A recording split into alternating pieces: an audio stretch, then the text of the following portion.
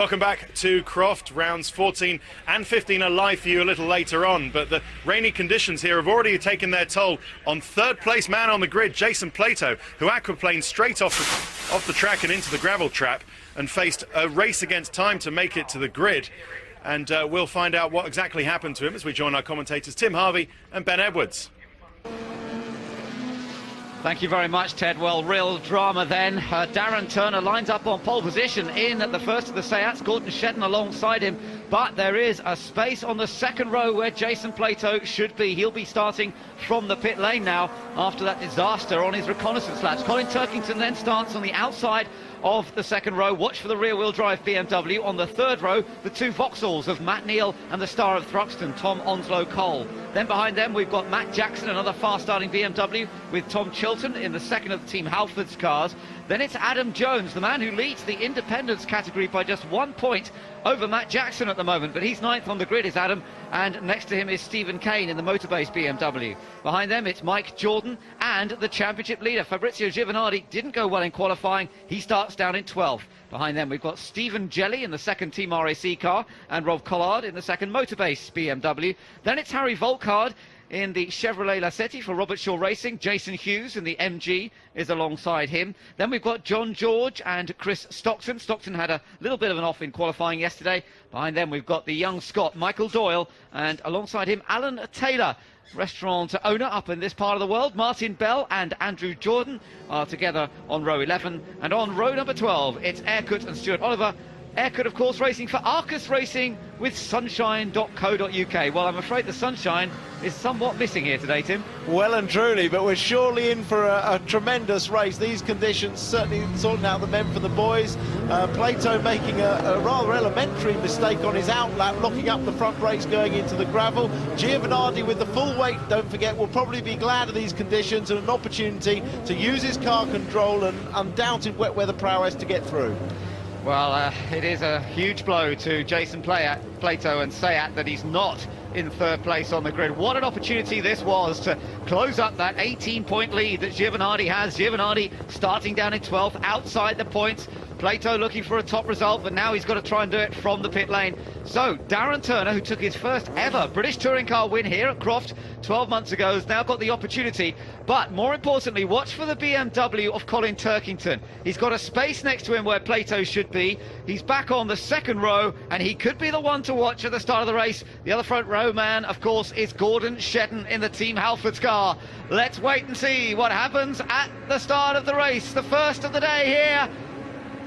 Lights out, away we go, and it's the two front row men away. Well, the BMW not as quick. Jackson makes a brilliant start in the other BMW. The white car of Matt Jackson really launched off the line, but up to the first corner, and Gordon Shedden is just trying to squeeze his way. Bobbing over the curb goes Darren Turner. It's Gordon Shedden for Team Halfords who leads. Turner being pitched a bit sideways. Stephen Kane spins through the first couple of corners, gathers it together and gets going again. Clervaux, the first corner, is always tight, and that was very brave going around the outside of Shedden. Turner, to his credit, gave him room, and Shedden was just able to close him out. What a start by Matt Jackson. He is in second place. What a remarkable getaway. He started from 7th. A brilliant start from him, but not so good for Colin Turkington. Watch out for Giovanardi trying to close up. Oh, we've got somebody way off. It's Turner from second. Disaster for Seat. This race has looked so promising for them with pole and Jason Plato on third, but it's all gone wrong for them, and it's Matt Jackson pushing really hard in the BMW. He thought he could have had pole actually in qualifying if he hadn't been blocked by Matt Neal. So Matt Jackson in the white BMW chasing after Gordon Shedden. Shedden, who led twice last time out at Thruxton, only to suffer punctures, really hurting his championship campaign. But Matt Jackson charging all around the back of that Team Halford's Honda, looking for a way through, and he's getting alongside. Can he hold the inside line into the right-hander? No, he can't. Shedden just shuts the door. And Shedden, who put in a last gasp qualifying attempt yesterday to get on the front row, is determined to hold on to the lead. Third place at the moment for Colin Turkington, and then the first of the Vauxhalls is next up, and that looks like it is Matt Neal in 4th place. Yes, it is. And then behind Matt Neal is Tom Chilton, and then Tom Onslow Cole. Yeah, Matt Jackson with his has got a lot of faith in the grip of that BMW. It seems to be quicker absolutely everywhere, just on sheer grip, than Shedden. Shedden, the difficult job of leading the race and finding the conditions for the first time. He's now obviously onto his second lap. Not a lot of standing water, but still conditions very difficult. Race leader Gordon Shedden still under massive pressure here from Matt Jackson. You have to wonder about the braking of the Seats, the diesel-powered Seats, struggling obviously under braking. Both drivers locking up and going off. But look at the battle here between... Oh, and off goes Turkington, but he's run wide. He might be able to get back on again. Squeezed out of the way by Matt Neal, and Turkington loses a place. Yeah, Matt Neal, I'm not... Maybe he just touched the back of the Vauxhall there, but he was certainly through very, very quickly. So Matt Neal gains a position. That puts the Vauxhall up to third now. We know that Matt Neal in this Vauxhall has been fantastic in the wet so far this year. Remember that victory at Rockingham he had. Now the Vauxhall in third will go chasing after these two, Gordon Shedden and Matt Jackson. Jackson, of course, the leading independent in this race. Only 1 point off the lead in the Independents Championship at the moment, and looking very, very capable here. If he can get in front of Shedden, he could pull away. He could, and the BMW should be good on the brakes. It can use more brakes on the rear of the BMW than the front-wheel drive cars. The drivers need to fine-tune that brake bias from within the car to get maximum braking, but I'd expect him to have a little bit more grip and ability on the brakes. So Matt Neal now in third place in the Vauxhall. Colin Turkington back down into fourth, and then behind Turkington it's still Tom Onslow Cole now ahead of Tom Chilton. So Onslow Cole's gained a place on that last lap as well, and then it's Mike Jordan running in seventh place. Giovanardi, the championship leader, is in eighth place with Adam Jones in ninth and Stephen Jelly in 10th position. Yeah, Stuart Oliver actually has got a 30-second penalty. I believe that was for not having the tyres on in time, but he's at the back anyway, so a lot of work for him to do. Plato, meanwhile, to give you a progress report, up to 18th. Back with the leaders into Tower Corner, and Jackson going very deep and wide, looking for the good run out of the corner. Matt Neal, Turkington, Onslow Cole, then Chilton, then Giovanardi in the battle with Jordan. He's got past Jordan, actually. Giovanardi's just gained another place, and leaders are side by side, and Jackson's through. What a great manoeuvre by Matt Jackson, and he's got the lead. Yeah, that wide entry you talked about into Tower gave him a great slingshot out of the corner, and he was able to draw alongside and past on the way into the Jim Clark S's, the fastest part of the corner of the track, at 125 miles an hour through the bend. Very brave. Winner in the wet at Rockingham earlier this year, Matt Jackson on the form once again. He struggled a little bit at Thruxton. Oh, we've got several cars, and that's Jelly and one of the Jordans. Yeah, I think it's Andrew Jordan probably in there. Stephen Jelly, Andrew Jordan, who was coming from the back after problems in qualifying, and the safety car is on circuit. Yeah, this will obviously also help Plato, of course, because it closes the gap up. In the wet, the gaps tend to increase very, very quickly, but it's going to help Plato because it'll close up. So, dramas already in the opening stages of this first race of the day. Matt Jackson driving superbly, coming from 7th on the grid. He now leads from Shedden, Matt Neal. Now, we're just taking a look at everybody trying to get around to finish this lap. Jason Plato has moved up a few places. Let's just see where he's got up to now. 16th he is, as the safety car picks them all up and they all slow down. They race to the line, remember, and then we'll see exactly, try and have a look back at what happened here. I think, as we say, we're looking at the start of the race on board with Jackson. That was fantastic. Fantastic start, past both of them. He really got that hooked up, just the right combination, just in front. Now watch how brave Shedden is round the outside. Brakes a little bit later. Oh, little touch on the back of Turner, who has to go over the curb. That curb can whip the sump off if you're not careful, but he managed to clear that. Oh, and a touch there. Now that's how Jackson got past Turner. Turner won't be happy about that.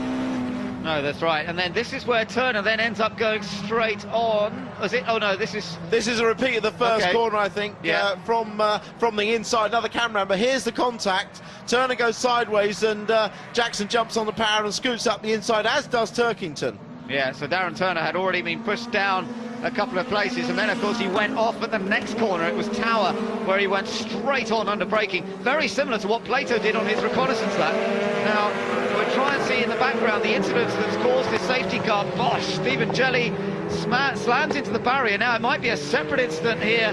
Where's Andrew Jordan? He's not there yet. Still wait for another car, might be joining in here. I'm not quite sure. The race has been stopped. red flag has come out. The race has been stopped. So well, I hope there's not. There's clearly Jordan's car wasn't there. I just hope there's no marshals hurt in that, because the marshals were very quickly on the scene there, and the drivers were still approaching at almost race speed. Yes, absolutely. So difficult situation in this when visibility is so reduced in the spray. But obviously it is a more serious incident up there, so the race has been stopped. Matt Jackson has... Yeah, I understand that it was Andrew Jordan that slid into that the car, and one of the marshals has been hurt. Not seriously, we think, but certainly, obviously, the requirement to neutralise the race while the doctor attends to that situation. It's a very unfortunate situation for everybody, because clearly the marshals wanted to get out and help, but the rest of the pack was still approaching, and the yellow flag was out, so they should have slowed down, braked a bit earlier, but in treacherous conditions anything can happen, and the marshals supremely brave. Absolutely. So obviously the race has been stopped as a result of that, and the cars will take their positions on the grid as a result, and what they'll have to do is restart this race, because they've completed less than 3/4 distance but more than 2 laps, so they will restart from the grid order determined by where they were when the red flag came out effectively. So that should mean that Matt Jackson will start up front. But obviously there's going to be a bit of a pause now until we're ready to get this race restarted once again. Matt Jackson there, very, very good start it was, from 7th place on the grid. And then the battle with first Darren Turner and then with Gordon Shedden. And managing to take over the advantage. Of course, he'll be hoping that he'll be able to get a good clean run off the line when they get this race restarted. Very good effort from Matt Neal too, because he was the man on the move, wasn't he, just before the flag came out there. Well, it's strange, isn't it, Matt, because he's been absolutely fantastic in that Vectra when it's been wet. Yeah. You know, you think back to Rockingham, whenever the conditions have been wet, he's been really flying in that car, and I think it's a very subtle balance between when the driver likes the setup of the car and doesn't like it, and certainly it changes in the wet. And Matt, clearly his driving style, he prefers the balance of that Vectra when it is wet. Right, let's see if we can get a little word with Matt Jackson, the man who was leading the race. This is Ben in the commentary box to Matt. Matt, well, that race was going very well from your point of view until, unfortunately, the red flag came out. Yeah, so far so good, guys. It was it's tricky conditions out here. There's a lot of standing water out the back, and yeah, it was going well, but I think there's been a serious shunt down at Tower. So unfortunately, the race has been red flagged. But let's hope everybody's okay. That was a magic start you made. You were off the line very quickly, weren't you? Absolutely, yeah. It was it was a good start. Surprised myself, really. It sort of helped because I think Colin didn't get such a great start, which left a gap in the grid, and we could slip into that quite nicely, and it's put us in a good position for the restart. Looks like it's still raining, although it's not that heavy, so hopefully we can get a good restart and set the pace and move on forward. Matt, it's Tim here in the comms. You were wondering what diff ratio to run yesterday. Presumably the wet weather's made your mind up to run the shorter one. Absolutely, mate. If in doubt, wait for the weather, and I think it's the right choice now. So far, so good. Like I say, we've just got to finish this race, pick up points, and we're in probably the best position, I think, out of anyone on the grid. Yeah, car looks to be going really well. Good luck, mate. Cheers, guys. Thank you. Well, I'm up at race control with the series organiser Alan Gow. Alan, what's the latest situation? What can you tell us about that incident? Well, we had 2 cars go off, as you see, on Tower Corner, and unfortunately a couple of marshals were injured. Not too seriously, but our main concern was extracting those, so we did a race stoppage, and obviously we'll restart the race shortly when we get the barriers fixed.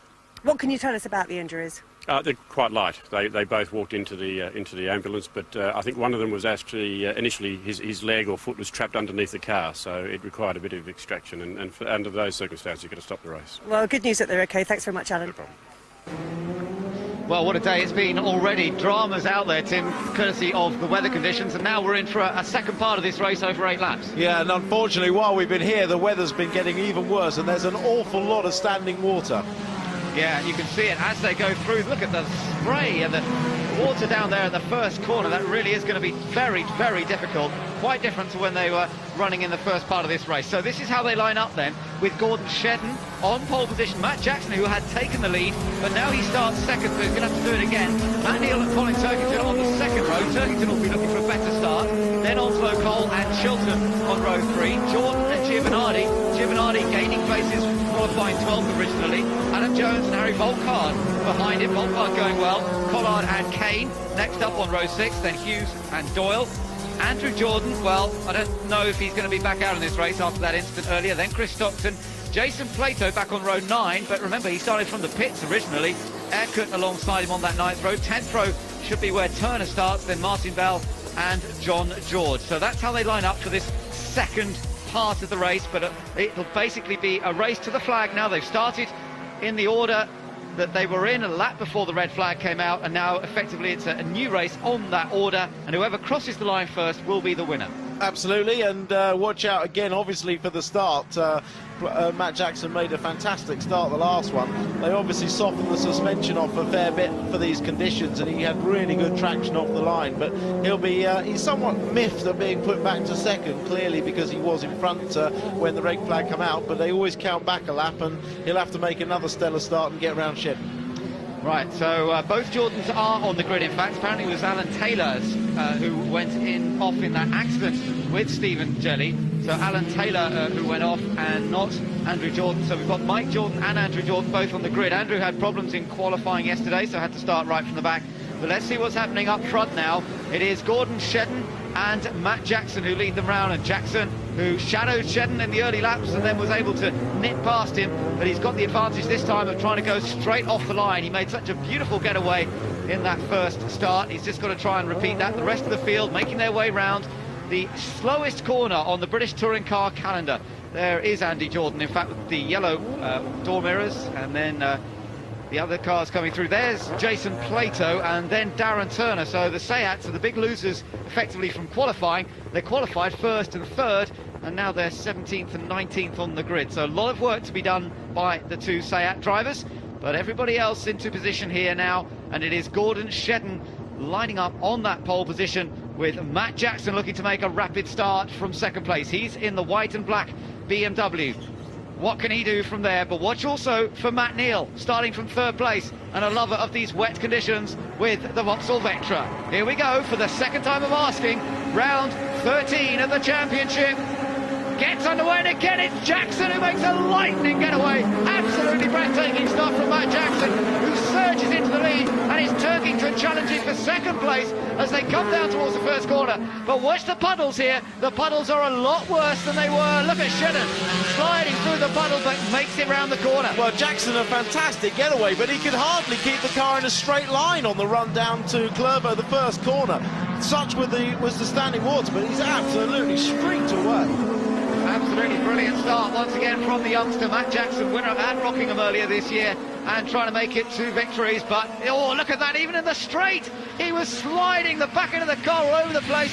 Oh, and he's won by Jackson's off from the lead, the first one to try the conditions, and he's fallen at that hurdle at Tower Corner. He's not the only one. Shedden off, one of the Vauxhalls off as well. I think it might, is it also Cole or Giovanardi? Couldn't quite spot. It wasn't Matt Neal. Matt Neal did make it round okay, I'm sure. And, well, all change again. Gordon Shedden now, I think it is, leading this race with Turkington up there. But where is Matt Neal? We need to keep an eye out on where Matt Neal has got to. Shedden, though, race leader, trying to splash his way through the puddles.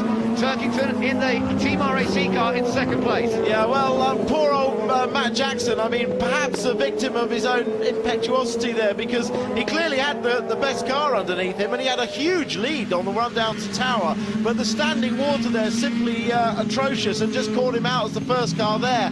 But he really needed to be a little bit more prudent, perhaps, on that first lap. Well, here we come up to the hairpin. Oh, Shedden's run very, very, very wide.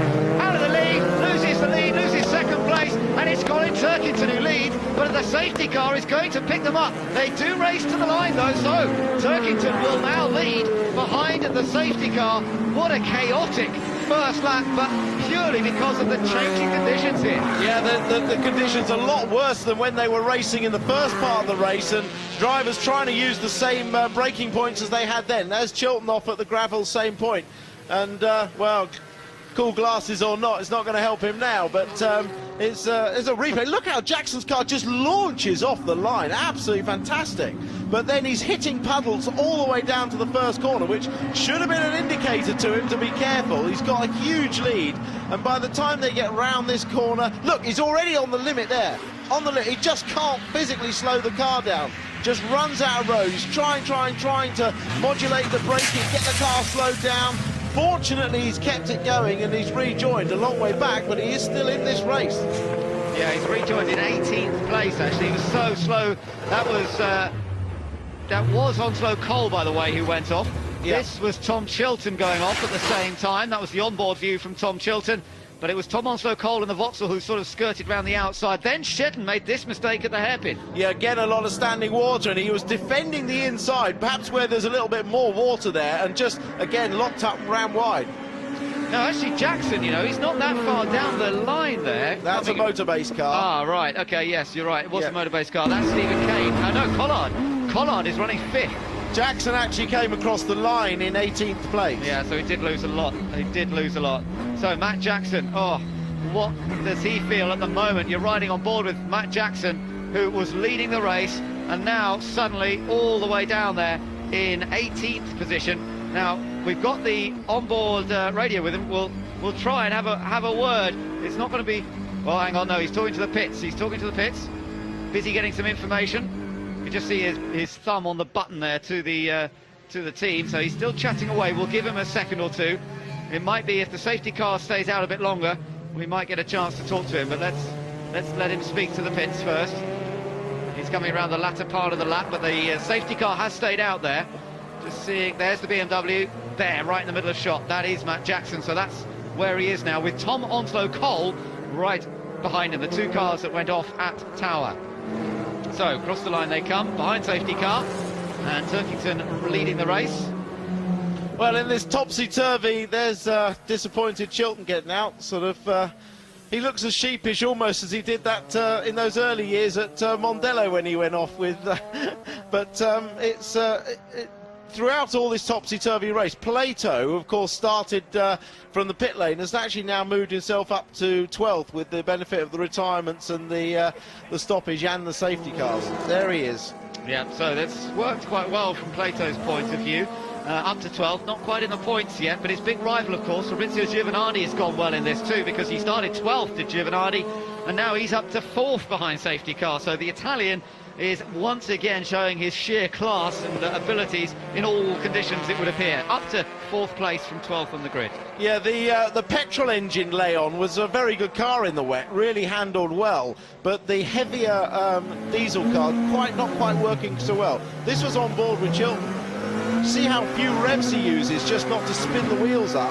He actually gets quite a good run down, covers the inside, can't see a thing. He knows where the corner is roughly. He's driving off out the side winner through the lake at Clervaux and through the chicane, then trying to pick the power up here. Watch how unsighted he is through the chicane.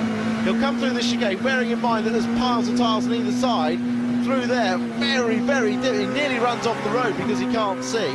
Now he's in the spray. He can't see the standing water. He's got his foot flat down. He's trying. Look, he lifted off and then accelerated again. Brakes here, locks up, and then it's history.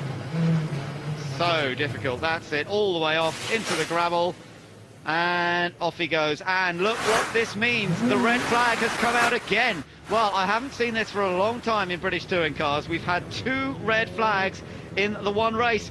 Well, it is round 13 of the championship, and I'm afraid it has not worked out very well. We've only done 2 laps, one of those on this second part of the race behind safety car. We did 4 laps in the first part of the race.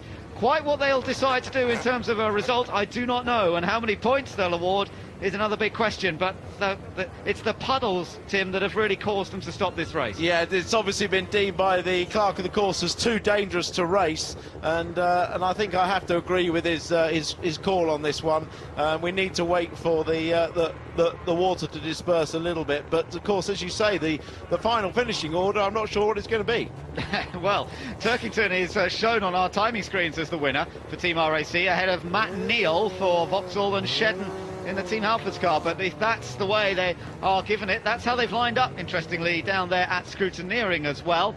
So perhaps that's how they'll be given it, but whether it'll be full points or not, that'll be a question to be decided later. But it certainly looks as though that's the top three, with Giovanardi fourth, Collard in fifth and Jordan in sixth. Let's just take a look back at Matt Jackson's view of that moment when he went off, Tim. Yeah, this is looking out the back and Matt frantically trying to slow the car down. He was in trouble. There is a little crest in the road there just before the braking area, which makes the cars go light, which adds to the complexity of trying to brake, because as you go on the pedal, on the brake pedal, the car actually goes light and you've got less weight on the tyres. And it was probably about that point that his car snapped sideways initially, which meant he had to come off the brakes and then go back on them, and he just gradually ran out of available tarmac. Well, it's Colin Turkington, it appears, who has won this race, but it's been a doubly interrupted race and a very strange start to the day. Turkington from Neil and Shedden, Giovanardi up to fourth, and, well, he certainly may have saved his championship advantage there, ahead of Collard, Jordan, Stephen Cade, Adam Jones, Michael Doyle scoring his first ever points in British touring cars, if they all get points for this, and Andrew Jordan from the back in 10th place. Thank you very much, Ben. Yes, as I say, I mean, the clerk of the course at the moment still saying that it is too wet and too dangerous to race. The first thing to say is that those marshals are okay. Walking wounded, both of them, and they're both being treated at the medical centre. But as soon as we get some more details on their condition and exactly what's been hurt, but as we understand they're only minor injuries to them, we'll let you know. On the point situation, as they said in the commentary, it does seem that Turkington, Neil and Shedden are the top three, and they're just trying to go through the rule books to find out whether that's half points or no points at all, or whether points are indeed awarded on the results of qualifying. Right, we will get all the action. We'll hear from the top three in a few minutes with Louise, so join us in a few minutes' time.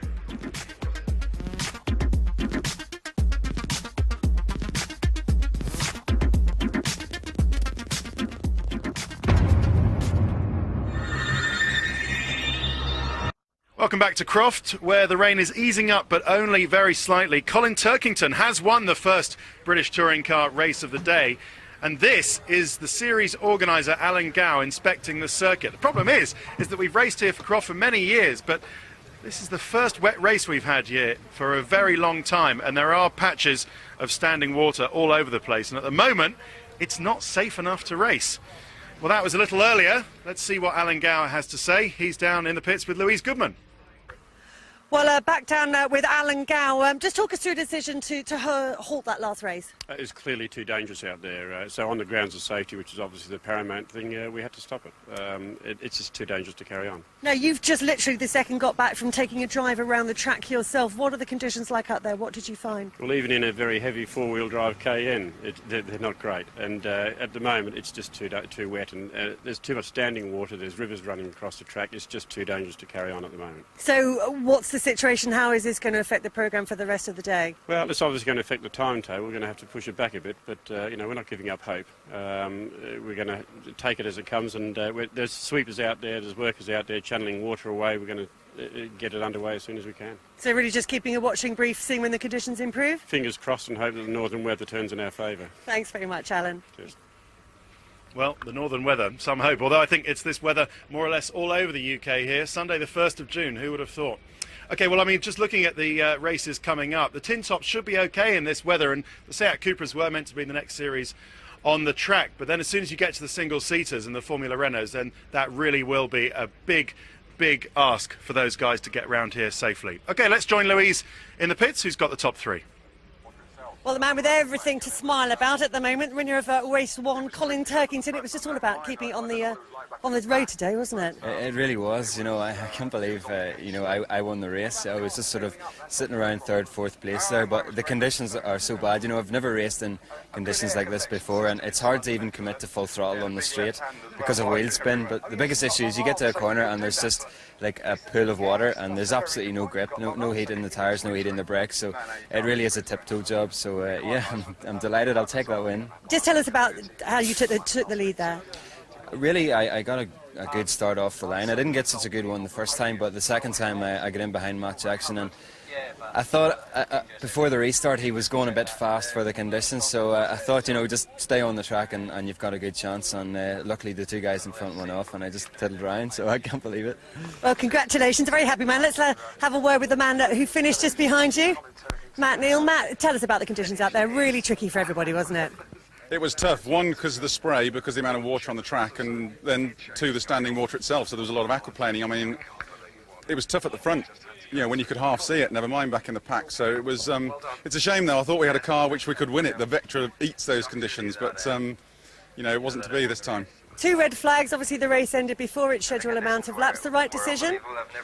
I don't know. You know, I wanted it to go on because I felt I was in a strong car, but, you know, we've had a marshal injured and I hope he's okay. You know, you just got to think about him and everything. And so it was really tough conditions. So it was on the edge stuff. Well done to you, and let's have a quick word with that third place man. You've got to be one of the luckiest men around, because I mean, you know, just a last minute gasp in qualifying yesterday, and you've ended up on the podium today. Just talk us through yesterday, first of all. Yeah, I mean, obviously, you know, managed to put it on the front row with a last minute lap in qualifying. It was great, but to be honest, really, really disappointed out there.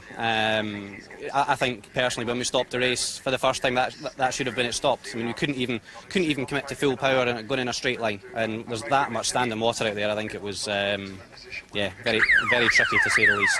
Thanks very much. Cheers.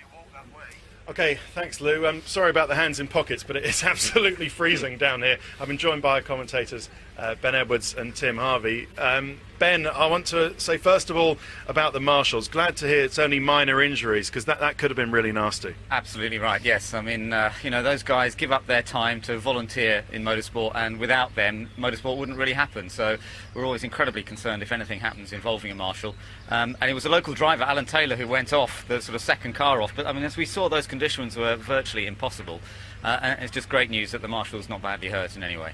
It's difficult to know what to do if you're a marshal, because a guy goes off and your first instinct is to go onto the track to rescue the situation. Yeah, I mean, you know, it's one of those things that perhaps we need to look at, because as we saw the onboard from Tom Chilton approaching that corner when he went off, he absolutely couldn't see a thing. He actually backed off on the straight at one point because he was unsure where he was. By the time he arrived at the corner in the standing water, he would have had no chance to have seen any flag signals, even if he could have done, and therefore no time to adjust his speed or act accordingly. So the marshals were extremely brave to jump out in front of oncoming traffic. You know, I would suggest maybe we need to consult more, so they perhaps stay in their posts until the cars have passed. But a terrible accident could have happened. Yeah, well, that's maybe something for the future, is that they stay behind the barriers maybe until the guys, especially in weather like this. But it was absolutely impossible to continue the race and finish it. Well, that's the thing. After that break, of course, the rain just came down more heavily, didn't it? The first part of the race, actually, conditions were manageable. But the second part, when they all tried to go off again, and we just saw the puddle down there at the first corner, on the back straight, they were sliding and aquaplaning, even in a straight line. I mean, it was just almost impossible. I've just spoken to Mike Jordan a second ago. He said the same thing. He said they could barely keep up with the safety car, let alone when they were released to race, you know. We've had weather like this before. Rockingham was pretty bad. Better drainage there. The Croft, North Yorkshire, very sunny place. Not used to rain like this. Yes, t-shirts and shorts yesterday, and Indiana Jones hats today. So it's everything goes up here in the northeast. But I mean, this circuit has got a lot of different tarmacs. It's got a lot of different cambers. It's got a lot of different drainage. I mean, Rockingham did drain particularly well, I have to say. But you know, it's very difficult where you have standing water and big differences in levels of standing water, because as we saw, the cars could hardly drive on the straight, and it's just each peculiarities of each circuit. Okay, and very briefly, we know what the 1-2 is, Turkington and Neal, but will they get the points for that? At the moment, the organisers, TOCA, are still not even sure that enough race laps, actual race laps, have been given to allocate any points at all. So we could find that this whole race was null and void. Okay, well, I certainly hope not, because it might be the only racing we get today. Stay there, boys, because there's certainly nothing happening out on the track. Louise is down in the pits with the SEAT boys. Well, I'm down at the SEAT garage now. Those horrendous conditions we saw in the first race, in fact, the first casualty of the day, Jason Plato. You were going off before you even got to the grid, weren't you? Yeah, we had, I have to say, you know, my error, well, in fact, everyone's error. We're running development brake pads at the moment, and it's our preferred choice in the dry, and we just didn't consider that they might not work in the wet. And I found myself on the warm-up lap not going very fast with no rear brakes, because the track that, you know, they need temperature to work, and very grabby front. So I sailed off into the gravel, and then you know, that exact same scenario caught Darren out a few laps later. So a bit of an own goal we scored today, but you know, that's what happens when you develop a car during the season. Nothing we can do. We just got to be positive, change the brake pads for different compounds, and crack on. And I guess, you know, you need to, on that formation lap, that's all about finding what the conditions are like, testing the limits, isn't it? It is to a certain extent. I mean, one thing is you've got to try and find out when the conditions like that is where the standing water is. And, you know, in modern racing cars, they're very stiff. The tyres don't have very big grooves in them. And if you hit puddles and standing water, it's often a recipe for disaster. So we've got to try and find where those are. And that's actually what caught me out. I hit some standing water just as I got on the brakes. Everything locked up and off I was. Well done to the guys to get everything cleared up and get you back on the grid. Absolutely. You know, the most important thing, you know, in those sorts of situations is try and remain calm and let all the guys, let them, the engineers, the mechanics, take control of the situation and, you know, and turn it into a military operation. You know, there's a lot to do, a lot to think about, and it's very easy in those situations for them to make mistakes and miss something. And I have to say they did a great job and got us back out there. Well, let's have a word with Darren Turner on pole for that race. But what was it like as leading away from the start? I thought I did a good start, and then I saw Gordon alongside me, and you know, had a bit more momentum going into turn one. So, you know, in these conditions, it's all about just staying on the circuit. So I was quite happy that, well, not totally happy, but you know, I was okay. Gordon's got the jump on me into turn one. I'll sit behind him for a few laps and then try and make a pass later on once you understand the circuit and everything. But just as I'm turning into turn one, I think Matt Jackson came in quite hard. I got a bit of a tap from him, which was okay. I mean, it didn't lose me a position or anything, but at turn two, again, I think I got hit again, and it just put me a bit wide, dropped a few places because of this. And then we get to Tower, turn five, and same thing as what obviously caught Jason out earlier, and just got on the brakes, locked up, and very lucky not to hit the back of Colin Turkington in the BMW. So it's just a little bit unfortunate. You know, we've learnt that these brake pads are great in the dry, but we need to go back to sort of the tried and tested stuff that we've used in the wet before, just to make sure we don't get caught out again. Was it pure coincidence that it was the same corner that you both went off at? Was it the standing water at that corner that caused the issue? Well, I think Jason went off at turn one, I was at turn five, so I mean, but they're very similar corners. You know, there's a lot of standing water around the whole of the circuit, and you know, it's like you say, when we're out on the green flag, like, we're looking for the puddles to try and work out where not to go. But they were just getting deeper and deeper.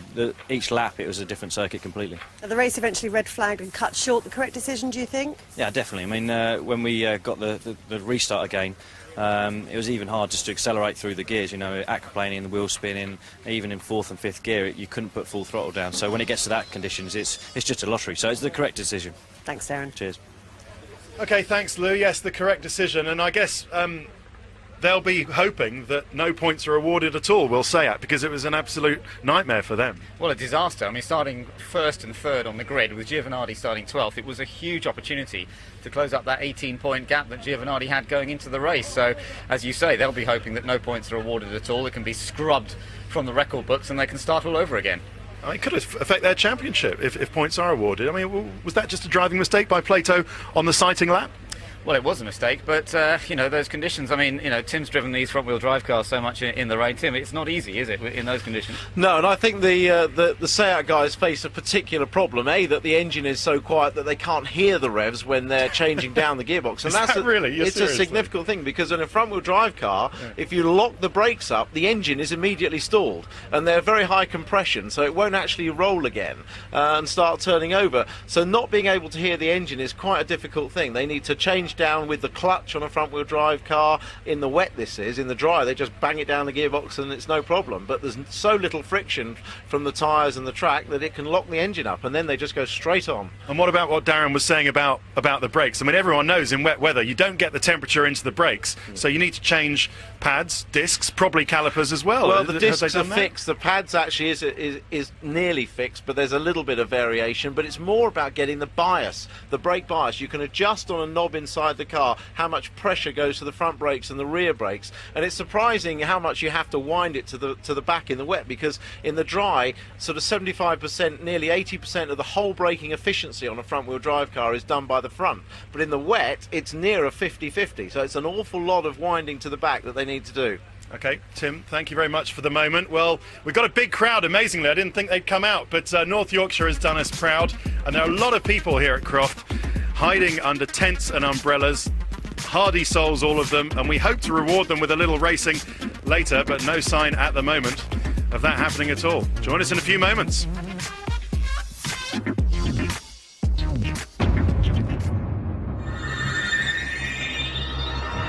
Welcome back to Croft, where the weather conditions happily are improving. We had a big break earlier after the first touring car race was black flagged, where we had absolutely nothing at all. But since then, the Seat Cupra is out and they've been drying the track out as much as they can. But let's get an update as to the latest running. Louise is down in the pits with the series organiser.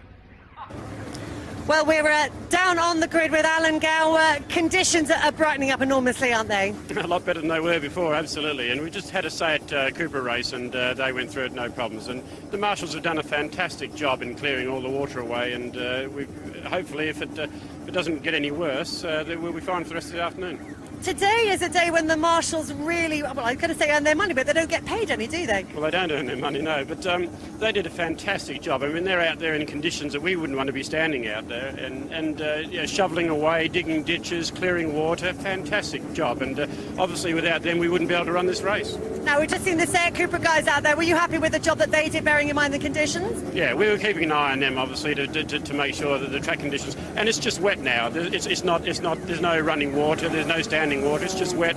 It's perfectly fine. You're or did you send them out there as guinea pigs really to see what the situation was with the track? Oh, that's a bit unfair. But well, I say guinea pigs. I mean, it's better to send a tin top guy out than it is to send one of the single seaters out. Is that right? They're very similar to our cars anyway, as far as the size of the tyres and the weight of the car and the speed of the cars. So it was appropriate we send them out. Thanks very much, Alan. Thanks, Lou. Don't know what's wrong with being a guinea pig. Worked for Heikki Kovalainen in Monaco, so it should be all right for those Seat Cupra guys. Right, well, Colin Turkington won the first race of the day and so starts on pole position for this race. But with 45 kilos success ballast on board, of course, he is bound to be very heavy and will be lucky to keep that lead. The grid is there, so is Louise. Down on the grid with Adam Jones, 8th on the grid for this race, but currently leading the independents. It's going pretty well for you this season, isn't it? Yeah, we've had a good season up until now, so things have gone quite well for us, but obviously today is another day, it's another race, and we need to try and come back in the lead if we can. Tell us about the conditions out there. You've just on your lap to the grid. What did you find out there? How much standing water? Oh, it's light and day difference as it was before. The first start that we originally had was wet, just like any other race, which was fine. But when we had the restart, it was just undrivable. But at the moment, the circuits, I think you'll find that there'll be a dry line by the end of it for sure. So you'll be able to just put the pedal to the metal and go for it? Yeah, we'll go for it straight away. I mean, it's the best conditions we've had all day, so obviously visibility is going to be the biggest thing. That's going to be it's a massive improvement already as it was earlier. So just get our head down, try and stay out of trouble. Okay, well, we wish you the best of luck. Let's go and have a word with the guy who's next door to you on the grid, Stephen Kane. It's his first year in the British Touring Car Championship. Stephen, you raced here last year in the Porsches, though, didn't you? Finished second in that race. Slightly different car this time around. A very different car. These cars you can race a lot closer, and it's a lot more hustle and bustle, and there's a lot more accidents. But it's a lot more enjoyable, really. It's great. Hopefully we'll get a good start. The BMs are renowned for a good start, and so hopefully we can get a better start this time and get up through it. You've just had a look at the conditions as well. Adam says they're looking not too bad out there. What do you think? A lot better, actually. Hopefully it'll stay like this. If it gets any drier, it might be bad for us in the BMs, because I don't like the in-between conditions. So fingers crossed it'll stay wet enough. It's good at the minute. If it stays like this, it'll be good for us. So you'd actually like it to start raining again, would you? We'd like it to start raining again, yeah. Get away. No, I'm not with you on that one, I'm afraid. We wish you the best of luck. Now, I've got to go and have a word with Mike Jordan to ask him what on earth is going on with this grid board. Mike, there's got to be a story here, and I understand this has something to do with Alan Gow, as to all dodgy things going on in the British Touring Car Championship. Tell me about it. It's yes, it's all down to Alan, my very, very good friend.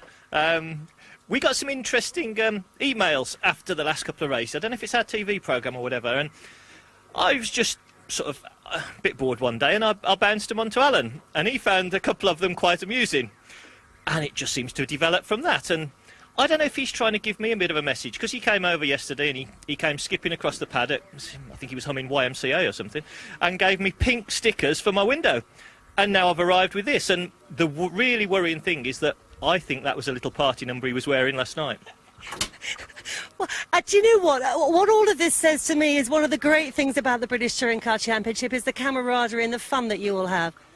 Yeah, I did say to him, it's a good job there's somebody on the grid that he can take the mickey out of all the time, because he's certainly doing a good job with me, but I take it in good part. And no, I did think when he put the pink names on my window, yeah, here we are, we're at the pinnacle. I've worked for 30 years, we're at the pinnacle of British motorsport, and here you've got the supremo of it all, sticking pink stickers on your car. But hey, it's one of those things. How are you going to get him back? Oh, this will run and run all year long. Do trust me, you don't see the half of it with some of the emails. So no, this is just the beginning. We will be keeping a watching brief on it. Now, let's have a little trot up the grid. Let's see if we can have another word with Fabrizio Giovanardi, who hopefully has taken those sunglasses off now. Fabrizio. No sunglasses this time. Let's shove my microphone in and have a word with him, though. Fabrizio, what are your thoughts going into this race? You talked about experience helping. You're going to be bringing that experience to the fore now. Yeah, it's difficult to compare as before. Before was very heavy rain. Now it's coming quite dry, so I think we have to be careful to save the tires to finish all the race. So it will be completely different. So can you just go for it, or do you have to really feel your way in and see what the conditions like as you go around? I think after the first lap we will understand how much the tire can go until the end. So if we slowing down, we have no rush to overtake all the driver. I think in the end could make difference in the tires. So what's your strategy at the start here? Pass first. easy answer.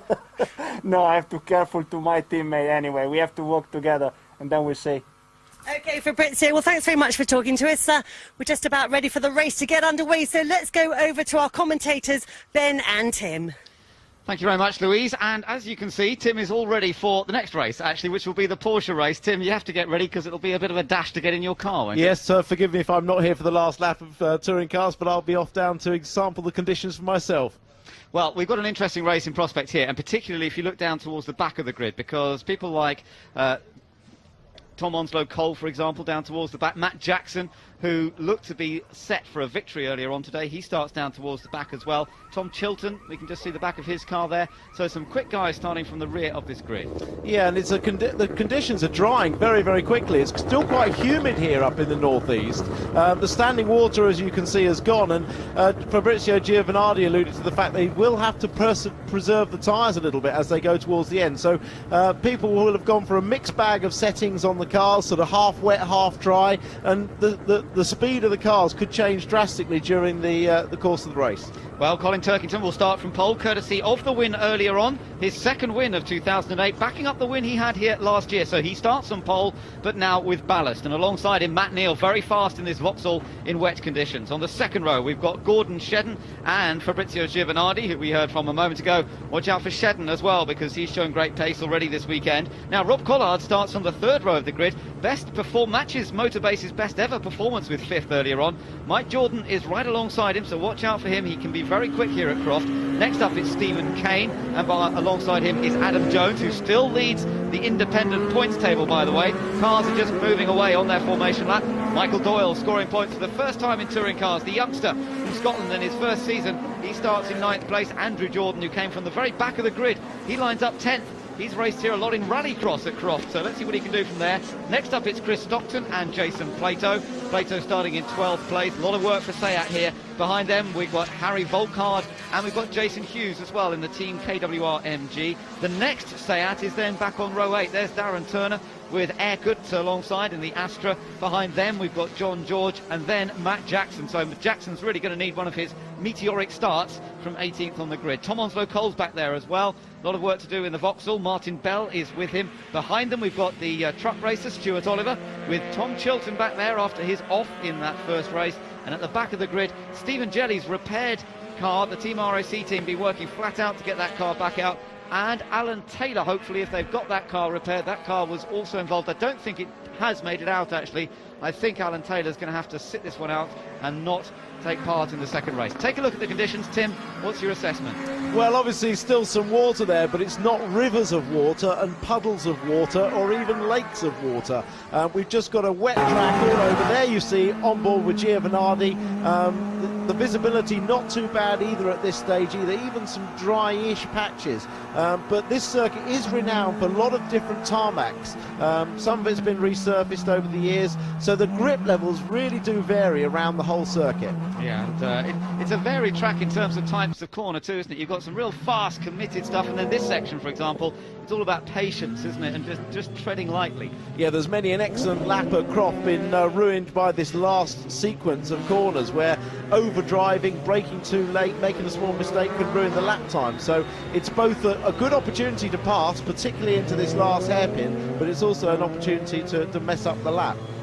So it is Turkington and Matt Neal on the front row of the grid. Matt Neal, of course, double BTCC champion, and now with Vauxhall once again, returned to the Vauxhall team. He's had that one race victory in the wet at Rockingham earlier on this year, and he certainly feels the car is very good in these changeable conditions. But on the second row, Shedden and Giovanardi, then Collard and Mike Jordan. Watch for Rob Collard's start. He's pretty good off the line. He's in a rear-wheel drive BMW, and he's starting in his best grid position of the year so far on the third row of the grid. So keep an eye on that. And he's the white BMW back on row 3. Rob Collard, we'll keep an eye on him. Matt Jackson, of course, coming all the way from 18th on the grid. A lot of work for him to do. So who's it going to be to take the second victory of the day? Let's hope we get a clean run right through to the checkered flag. 15 laps we're due to see here. Colin Turkington starting from pole position. Well, he repeated his victory from 12 months ago in race 1. Let's see if he can do it again in race 2 here at Croft. It's round 14 of the High-Q British Touring Car Championship. Away we go, and it's a very even start. Up front, Collard does indeed make a good start in a motor-based BMW, but it looked to me as though it was Poleman and Turkington who got away. Yes, it is. The battle is for second place as Shedden just trying to squeeze past Matt Neal, and he's done it. Matt Neal is pushed back down to third. Rob Collard in a fast-starting fourth place in the BMW. Yeah, it's all cleanly through. Fortunately, the first part, one of the cars out wide on the approach to the chicane, but Shedden, perfect getaway. Yeah, good for him. I think that was Michael Doyle a little bit wide. Of course, he's now running with some faster cars than he would normally run with. Now, this is the corner that caught so many out earlier on. Tower Bend. Into it goes Turkington. He went off there last year on oil in race 2. Well, he's got through it safely this time. And in the middle of the pack, you can see the two Seats trying to make up ground. Onslow Cole also as well, trying to pick up some places on this opening lap. Yeah, Matt Jackson, of course, trying to fight his way through. He made another good start further back on the field. Oh, some of the cars went sideways there. That was Jordan getting out off the tarmac. Another one as well. Oh, John George sideways. Surely, has he held that? Where is he? There he is. John George lost it. We thought he might have done one way, then the other, right in the middle of the track, and somehow they've all missed him. Fantastic. Well, seriously delayed everyone behind him because they just didn't know where the car was going to go. That was one of the longest spins I've ever seen. Went on for ages. Well, there's Turkington, race leader for Team RAC. Then the Team Halford's car of Gordon Shedden in second place, defending busily from Matt Neal, who loves the jink up the inside into the hairpin, but he doesn't go for it this time. Then it's Rob Collard. He's chased by series leader Fabrizio Giovanardi. Then there's a little gap back to Stephen Kane in the second of the motor-based cars. And then he's being chased quite hard at the moment as they go across the line by Mike Jordan. Behind Jordan is Adam Jones. Then Michael Doyle still up there in the top 10. Andrew Jordan in 10th. Plato is 11th. Onslow Cole's got up to 13th on that first lap.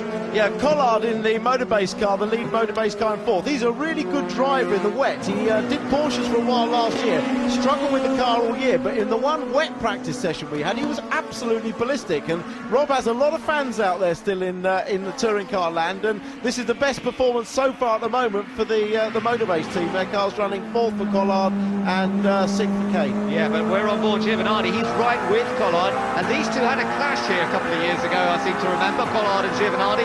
Let's hope it stays clean between them. As you say, Collard will be definitely hoping to hold on to 4th. It would be Motorbase's best ever finish. Giovanardi in the puddle on the way out of Barcroft, there, or out of the S's through Barcroft, and now into Sunny Inn, the two right-handers that will lead them back towards our area, the start-finish area. Oh, and I think Michael Doyle's been off. Let's just take a look. The little Honda Civic there, straight on onto the grass, and no chance. Yeah, just managed to get the car turned a little bit, but he's going to have a radiator full of grass, so that will be a visit to the pits or it'll overheat. Absolutely. Well, Turkington managing to ease away a little bit up front from Shedden in second, still under pressure from Matt Neal in the red and white Vauxhall, then Collard in the white and red BMW. Giovanardi chases, and then it's Stephen Kane right behind him. Not much change between these front runners on this next lap, so that's 2 laps completed. We go on to lap 3 out of 15. Windscreen wipers working busily, but no evidence of anybody steaming up inside. So hopefully they've got reasonable visibility. And in fact, Turkington up front able to run without the wipers running. Yeah, the guys use a Rain-X film on the windscreen, which is a fluid, it's a water repellent. It beads the water up like a wax shampoo would do, and the water just runs off the screen really quickly. It's actually more efficient than having the wipers on. Well, it's working for Turkington. He's got clear air and he's opening up a lead. Here comes Matt Neal on the attack, trying to get down the inside of Gordon Shedden. He will not be denied. And these two former teammates, they made contact into the wall. Goes Shedden. What a shame. It looked as though that was just going to be a straightforward pass. It's ended in tears for Shedden. Well, I think Matt was trying really hard, actually, to hold that car on the inside and not hit his family team's car of Shedden. The safety car is out, but they will race back to the start-finish line. But of course, Matt Neal's father runs the team that Shedden drives for, and well, there could be some harsh words over dinner tonight. That is awkward, isn't it? Safety car on track, as you say. Shedden has got the car running. I'm amazed because it seemed to hit the wall pretty hard, hit the tyre. Look at the poor old wipers, nowhere near the windscreen, but they're still going. Turkington leads the race. They're all still racing to the line. Remember, if you can nip past somebody here, you can hold that position. And you can see Stephen Kane trying to go around the outside of Fabrizio Giovanardi. It's not going to happen for them, and they will all have to back off as they come across the line, and they are picked up behind safety car. But actually, the reason for bringing the safety car out has now disappeared because Shedden's got going. Yeah, he actually got going, and I think he pulled off. This is on board with Chilton coming across the start and finish line with Turner with his rear windscreen wiper going. I don't see many of those in touring cars.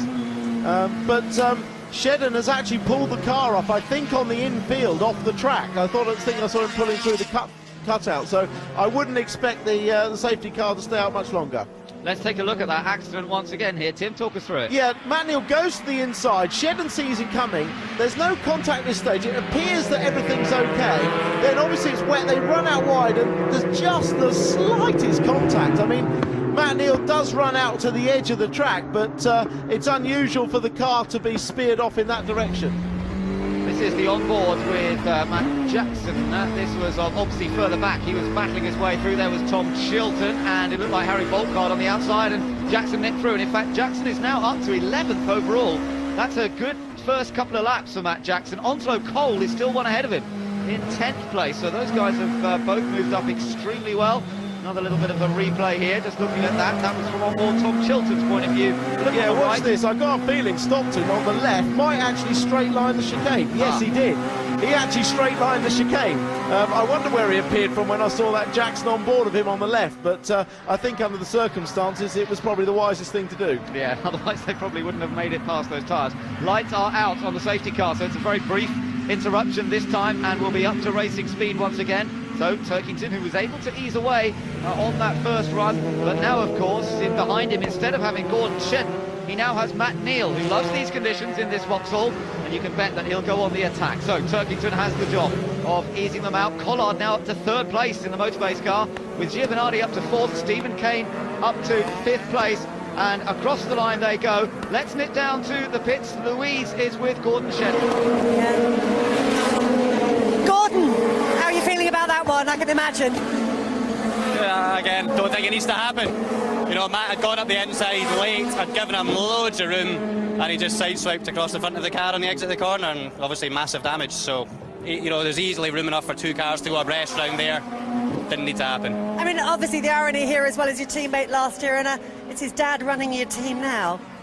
You know, when you're out there, you're racing, and that's it. But regardless of who it is, I still think there was room for 2 cars to exit out of that corner. One didn't need to end up in the barriers. Thanks, Gordon. Thanks, Louise. Well, we've got some good goal. Off goes Stockton. Same place, but a bit earlier on. Straight into the cornfield. and well, I don't know quite where he's going. Well, Chris Stockers is exploring all the areas that Croft has got to offer. He's been straight line the chicane and now locked up the brakes. Somebody else is one off. of the Jordans. Yeah, I think it's Andrew Jordan off. Yep, it is Andrew Jordan who's been off, and he was up into, where was he, 9th? He was up in 9th place, but he's had an off and he's now got back on again. Take a look at this through the fast Jim Clark S's. Whoa! We've seen his car control, but Well, we saw Andrew repeatedly going through Church at Thruxton sideways, and his car control just lost a bit there. Well, that was just too deep into the corner there, Stockton, and well, you'd have to, as I say, go back to the pits again to get rid of the grass. But at the moment, there's 1, 2, 3 BMWs in the top 5, so they're going strongly. Stephen Kane has the fastest lap. He's the second of the 2 white BMWs in 5th place. Looking back from Fabrizio Giovanardi and Stephen Kane, so you're riding on board the 4th place car, the championship leader, the Italian Giovanardi, looking back at the Irishman Stephen Kane, who is determined to try and get past. But the BMWs, we do know, struggle a bit when conditions are half and half. Oh, look at that, Giovanardi actually running on the grass on the exit of the tight chicane there, but managing to keep it going in a straight line. Now down towards Tower, where we've seen so many cars off today, and Kane under a bit of pressure himself there from Mike Jordan. Adam Jones and then Jason Plato through. Plato now in 8th place. Also Cole in 9th. Jackson in 10th position in the points. But can they move up from there? That's the question. Yeah, I alluded to this at the start of the race, that conditions would change and certain cars would be quick at the beginning and slower at the end, and it looks like the BMWs are starting to struggle a little bit. The front-wheel drive cars may be coming to their own. Yeah, that's something to keep an eye on. It could put Turkington, the race leader, under pressure. It could put the other BMWs under some pressure too, but for the moment it's still Turkington leading in the Team RAC car, the VXR machine of Matt Neal running in 2nd place. Rob Collard, there's Michael Jordan running in 6th place, so Dad is well up at the moment, 6th place. Son Andrew down in 12th after that frightening moment a lap or so ago. He's done a lot of rallycross here as Andrew Jordan, and I think he was practicing his rallycross techniques and getting that car pointing in the right direction again, but he managed to do it. He's in 12th.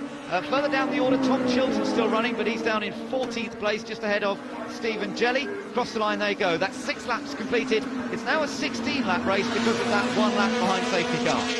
And Collard's still pushing very hard behind Matt Neal, but clearly struggling to find a place that he can get through. Plato, meanwhile, is up to 8th, but he's got Matt Jackson behind him. Look at the difference in line there. Matt Jackson much tighter on the exit there. So Matt Jackson really looking to try and pick up the places here. He's going up against Jason Plato. That could be an interesting confrontation.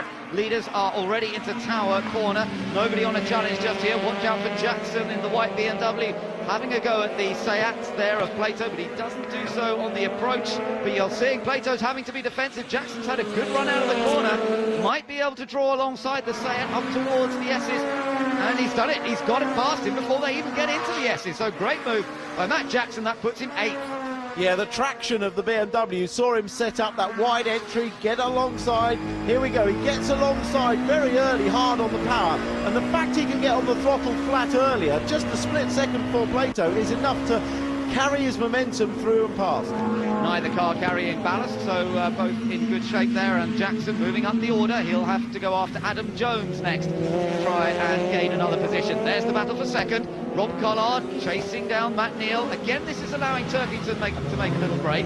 Safety car obviously closed up the lead that he had earlier in this race, but he has managed to ease it out again. It was 0.8 of a second the last time they went over the line, and this time as they crossed the line, well, that's actually much the same, so he's not opened it up any more than it was previous lap. No, it's certainly not a comfortable lead of any description, is it? He hasn't got to defend his line anywhere, but he can't afford to make the slightest mistake.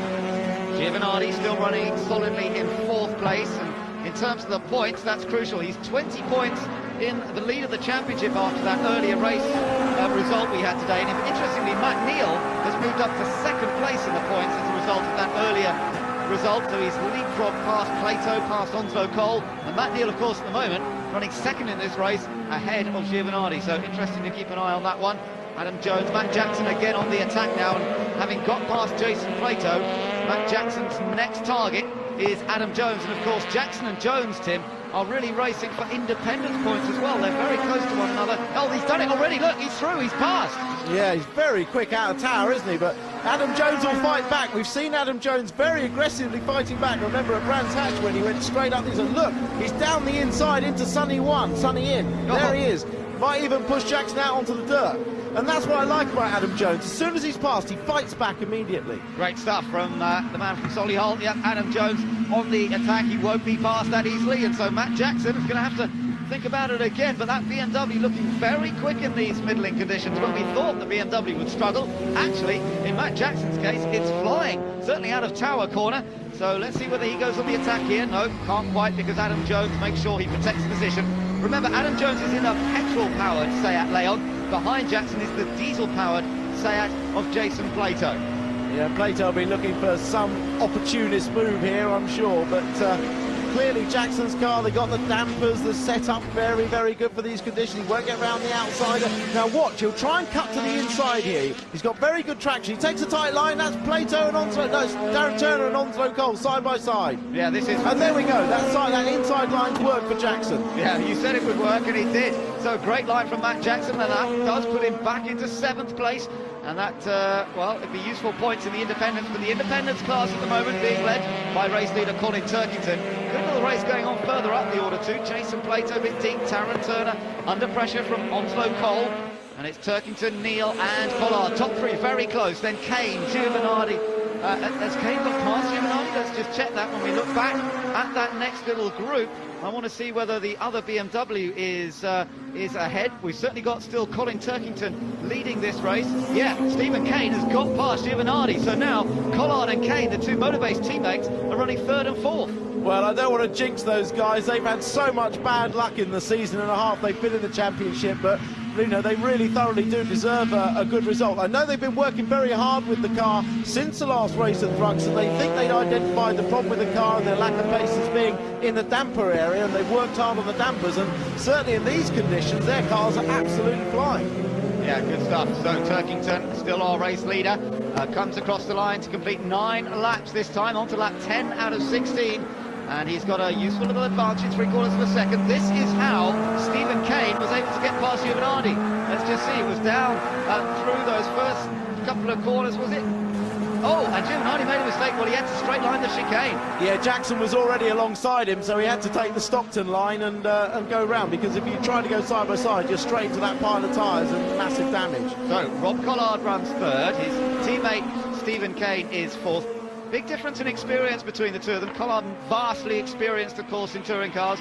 Stephen Kane in his first ever season in the British Touring Car Championship. There is Rob Collard then. And as you say, Tim, bit of a star. Oh, and Kane's run a bit wide. He's managed to just hold it.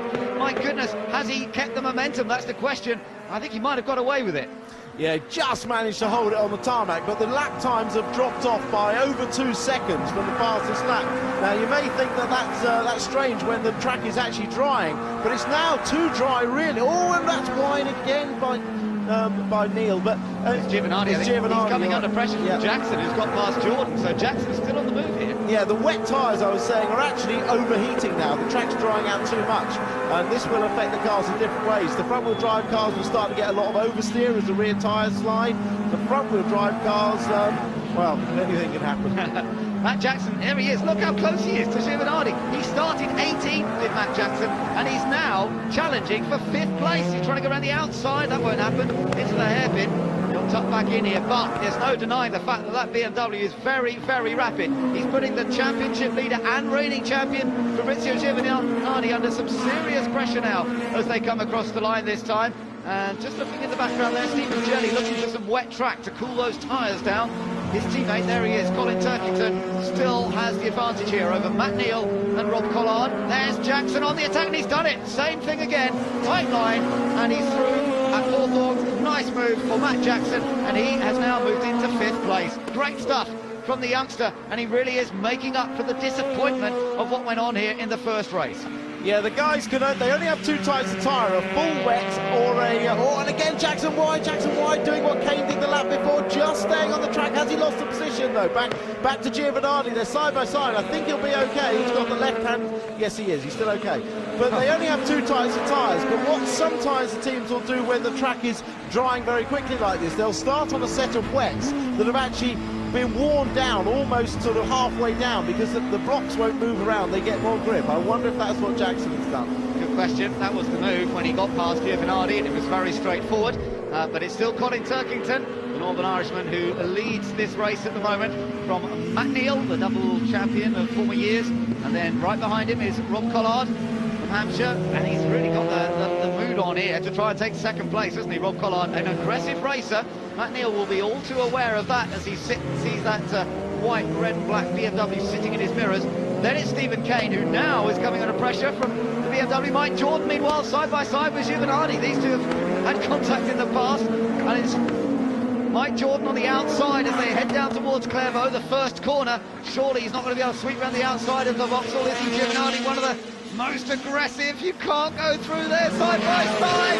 Oh, somehow they got through there, still side by side. Wonderful stuff from two of the most experienced racers in British touring cars, still side by side. And Jordan's got through, but he has to straight line the chicane. Well, who said you couldn't be brave at 50 years old? And no wonder this man is such an icon for the male fraternity, shall we say? Hence the pink name on the car. He's got plenty of gumption. Yeah, well, this is great, wasn't it? Absolutely superb. And they were still side by side at this point. Jordan tried to get in the end, he just had to sort of straight cut the chicane. He'd probably get away with that, because if he hadn't done that, they would have both ended up in the tyre barrier. So an interesting one. That puts Jordan then up one position and puts him into sixth. But up front, it's still Colin Turkington leading. Matt Neal there in second in the Vauxhall. In car number 4, still under pressure from Rob Collard right behind. We're on to lap 12 out of 16. Little way to go yet. Yeah, Turkington now does have a discernible lead. That second is we're going to make him feel comfortable, but Kane under pressure from Jackson. This battle of the BMWs. Rob Collard now right up behind Matt Neal. He's spent the whole race behind him. He's been incredibly patient, certainly by Rob Collard's standards. He's often accused of being very, very aggressive, but he's spent the whole race behind Matt Neal, and he will be thinking desperately about whether he can improve on that third place. Jordan still ahead of Giovinardi, but only just, and it's Matt Jackson at the back of this group now, who's on the attack. Is he going to have a little look? No. Just, Tim, talk us through. There's a slight difference between the two BMWs run by Motorbase with the red colours and Matt Jackson's, and that's in their gearbox, but that's not only the difference, it makes a difference to the weight. Here comes Jackson. Is that slightly lighter car of Jackson's going to get through? I think it is. Jackson's done it. Great move. Now, that car is a fraction lighter, isn't it? Will that be helping? Not hugely in this situation. The Jackson car you're talking about runs the 5-speed gearbox. The Motorbase cars run a 6-speed gearbox, and the penalty for having the 6 gears is that they have to run 30 kilos heavier. Now, normally 30 kilos is 0.3 of a second, but I think there's far more difference in tyre performance and setup, because the guys are running sort of 4 seconds off the pace at the moment based on their lap time. So I think that isn't a factor at the moment, and Jackson's just got the car really hooked up.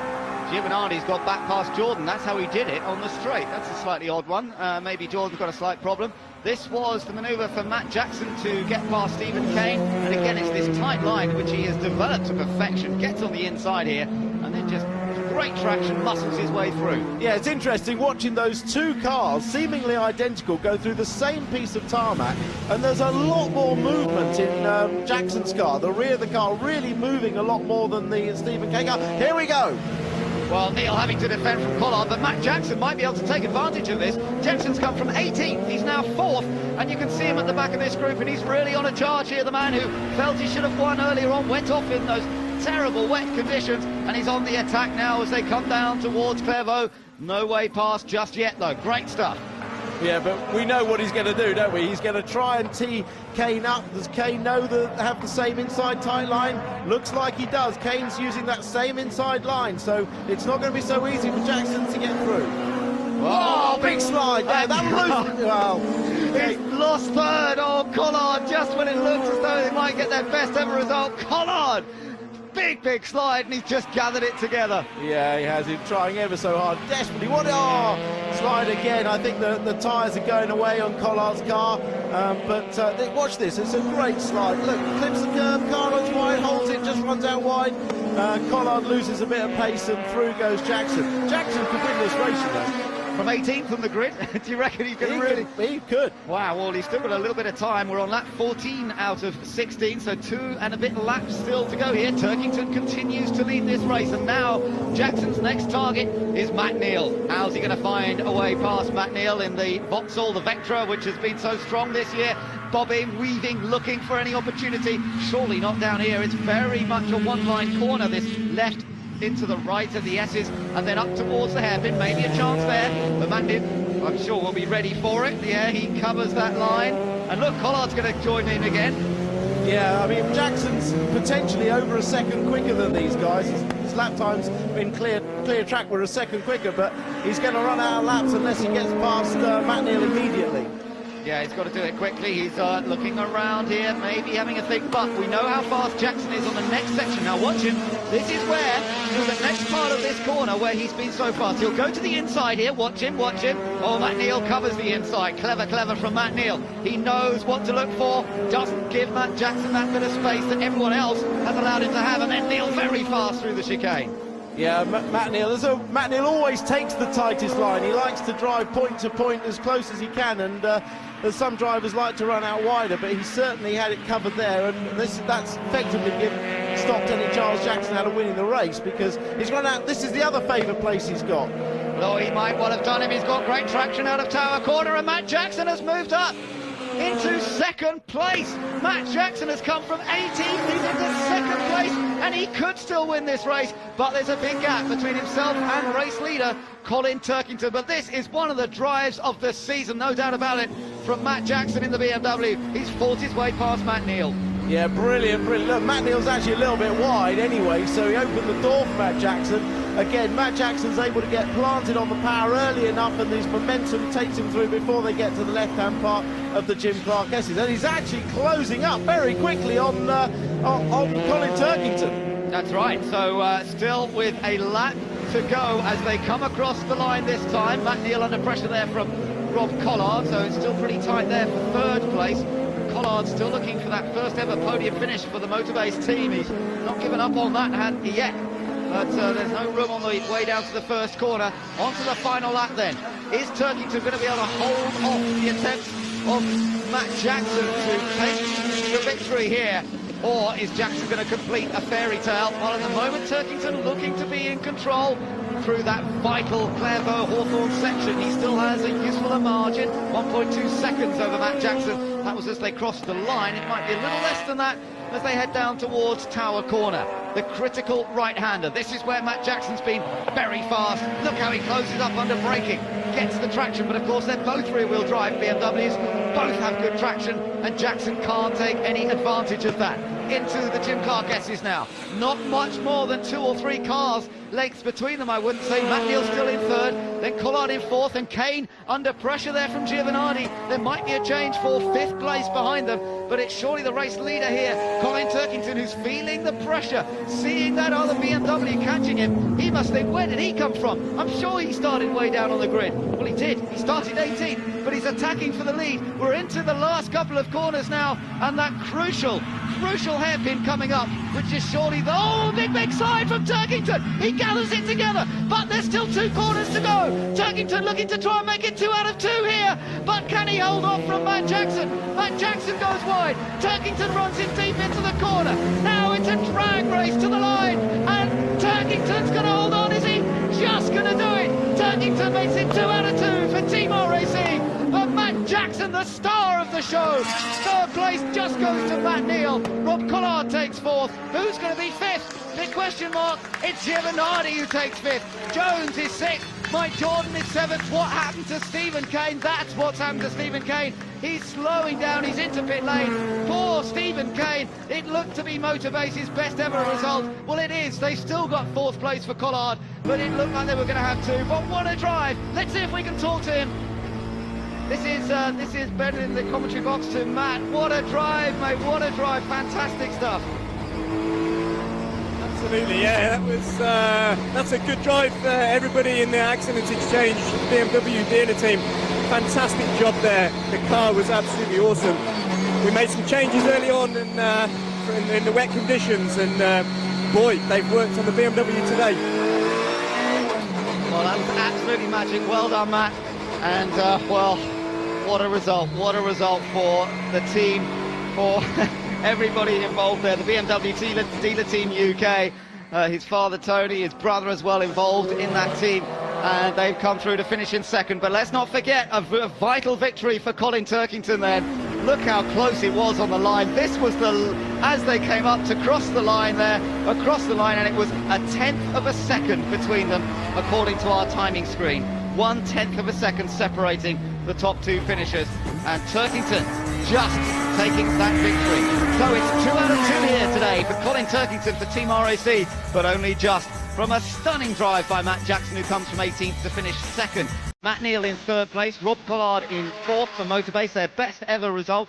Fifth place for Fabrizio Giovanardi, and then sixth for Adam Jones. Seventh place, a fighting drive for Mike Jordan, finishing ahead of both of the Seats, Jason Plato and Darren Turner, with Stephen Jelly picking up the final point in 10. Well, absolutely superb stuff at the end there, and Colin Turkington just holding on for the victory, beating Matt Jackson by that tiny margin. And well, good racing here after difficult days, conditions, especially earlier on, but a drying track gave us a wonderful race to enjoy. And let's just see what that does to the standings. Well, Giovanardi still with a comfortable advantage. He finished fifth in that race. Matt Neal, though, in a strong second place. He's drawn away now. Jason Plato in third. Look at Matt Jackson. He's moved back up to fourth ahead of Turkington. Then Onslow Cole. Then Gordon Shedden out of luck in that one. A clash with Matt Neal. Darren Turner 8th. Adam Jones in 9th place. And Tom Chilton rounding out the top 10. Well, it was worth waiting for, wasn't it? What an absolutely fantastic race there. And a right thriller towards the end. Matt Jackson, what is he on this weekend? Absolutely storming through to go for it. But it was Colin Turkington in the other BMW who took the win. We will talk to Colin and Matt in a couple of minutes' time.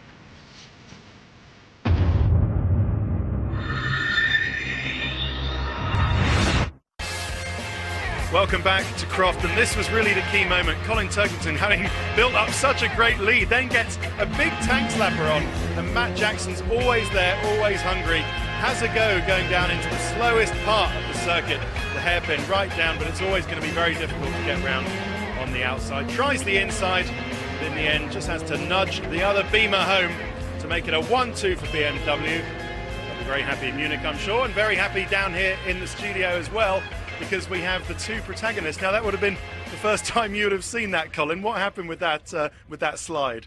Yeah, it was a very scary moment, believe me. You know, as the race went on, there was less and less water on the track, so my wet tyres were getting hotter and hotter, and it just became more difficult to keep the car on the track. And you know, you feel the pressure from the guy behind, and I could see Matt was catching me, and I was trying to push. You know, I didn't have far to go, and I just lost the rear end and thought, oh no, that's I have a lot of lock on here, but yeah, I'm delighted to gather it up and get my second win of the day. So. Yeah, it must feel fantastic though. I mean, I can't remember the last time you won 2 races in a weekend. Yeah, never. This is I was just speaking to my engineer saying, you know, when are we going to do it? So, you know, I'm delighted for everybody at the Team RAC. You know, it's been a huge effort this weekend, so I'm really happy.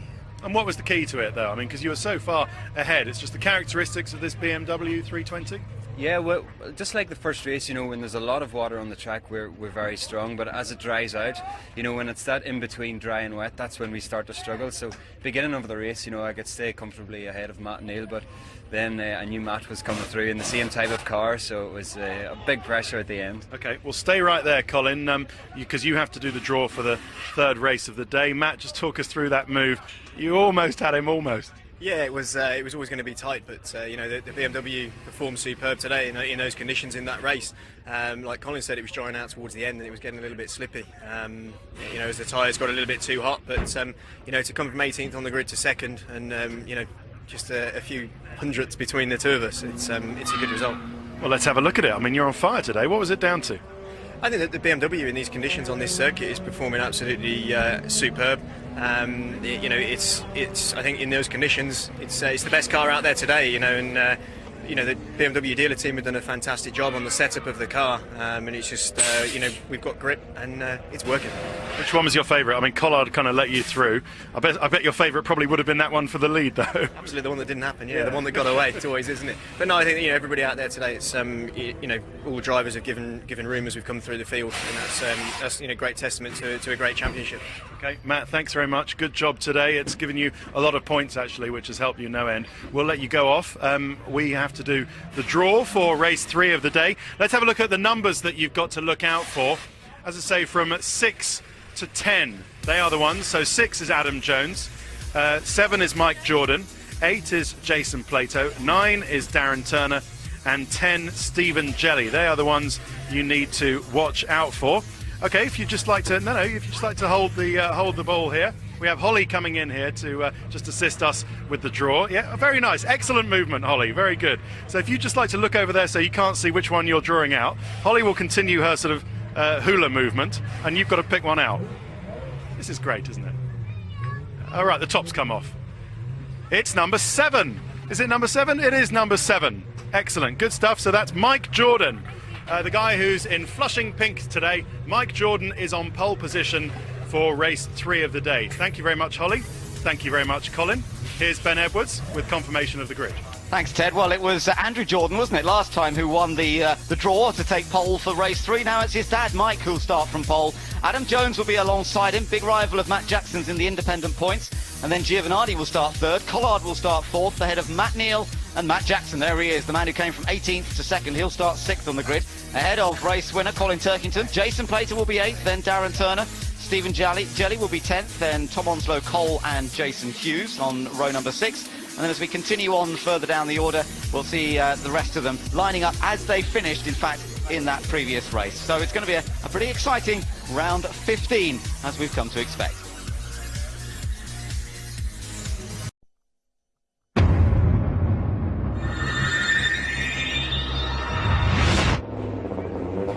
Welcome back to Croft, and we'll go straight back up to our commentary team for round 15 of the High Q MSA British Touring Car Championship.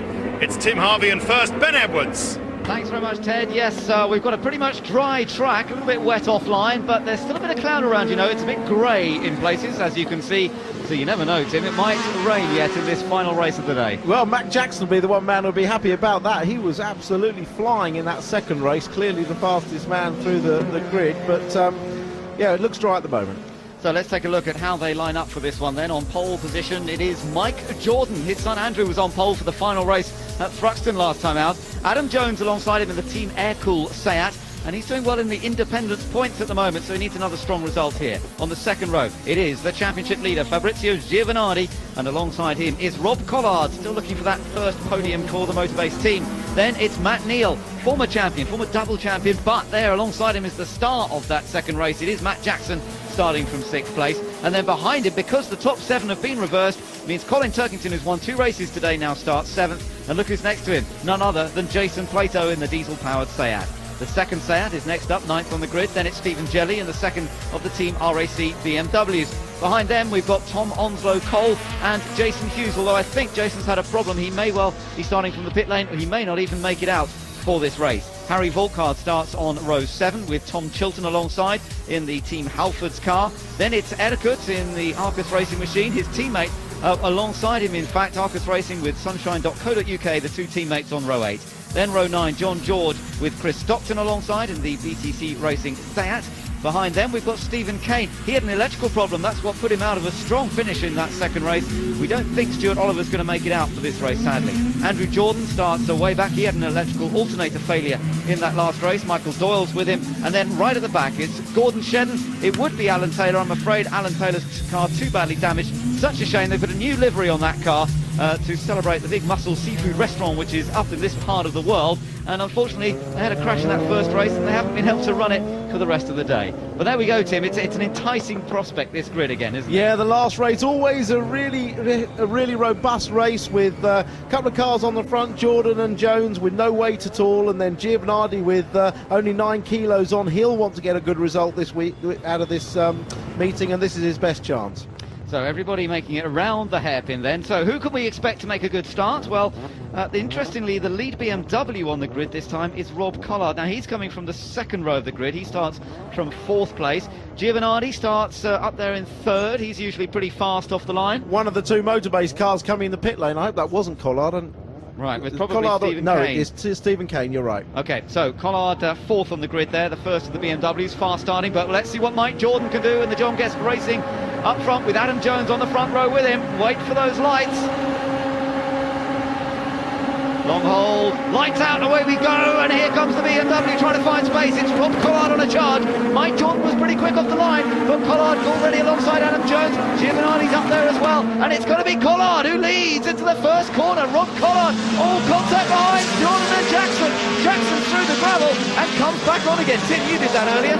Yeah, it won't cost him any damage to the car, but it certainly cost him a lot of positions. Well, he's got back on again. Oh, big slide for Matt Neal as well. That was a very good start by Rob Collard, though. As we know, those BMWs are fast. Bit of bumper damage to Jackson's car. It's Collard leading.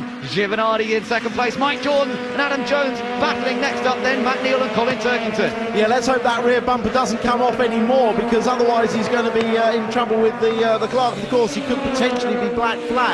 One of the 2 Seats got past him, and obviously this is their best chance, having been 1st and 3rd in dry qualifying as one of the Vauxhalls gets sideways. Plato's the lead Seat at the moment in that group. It's Collard leading, Giovanardi 2nd, then Jones and Jordan 3rd and 4th, then Matt Neal in 5th, Turkington 6th, then I think it's, yes, Jason Plato in 7th, Matt Jackson's dropped down to 8th, Darren Turner is in 9th place. Great battle up front, but also in this group of cars here, as Matt Jackson, after that trip through the gravel, trying to make up for it. What a day of contrasting fortunes it's been for Matt Jackson here today. There's Gordon Shedden just trying to move his way up the order as well. John George in the immaculate-looking JAG car, looking immaculate at the moment. Let's hope it stays that way this time.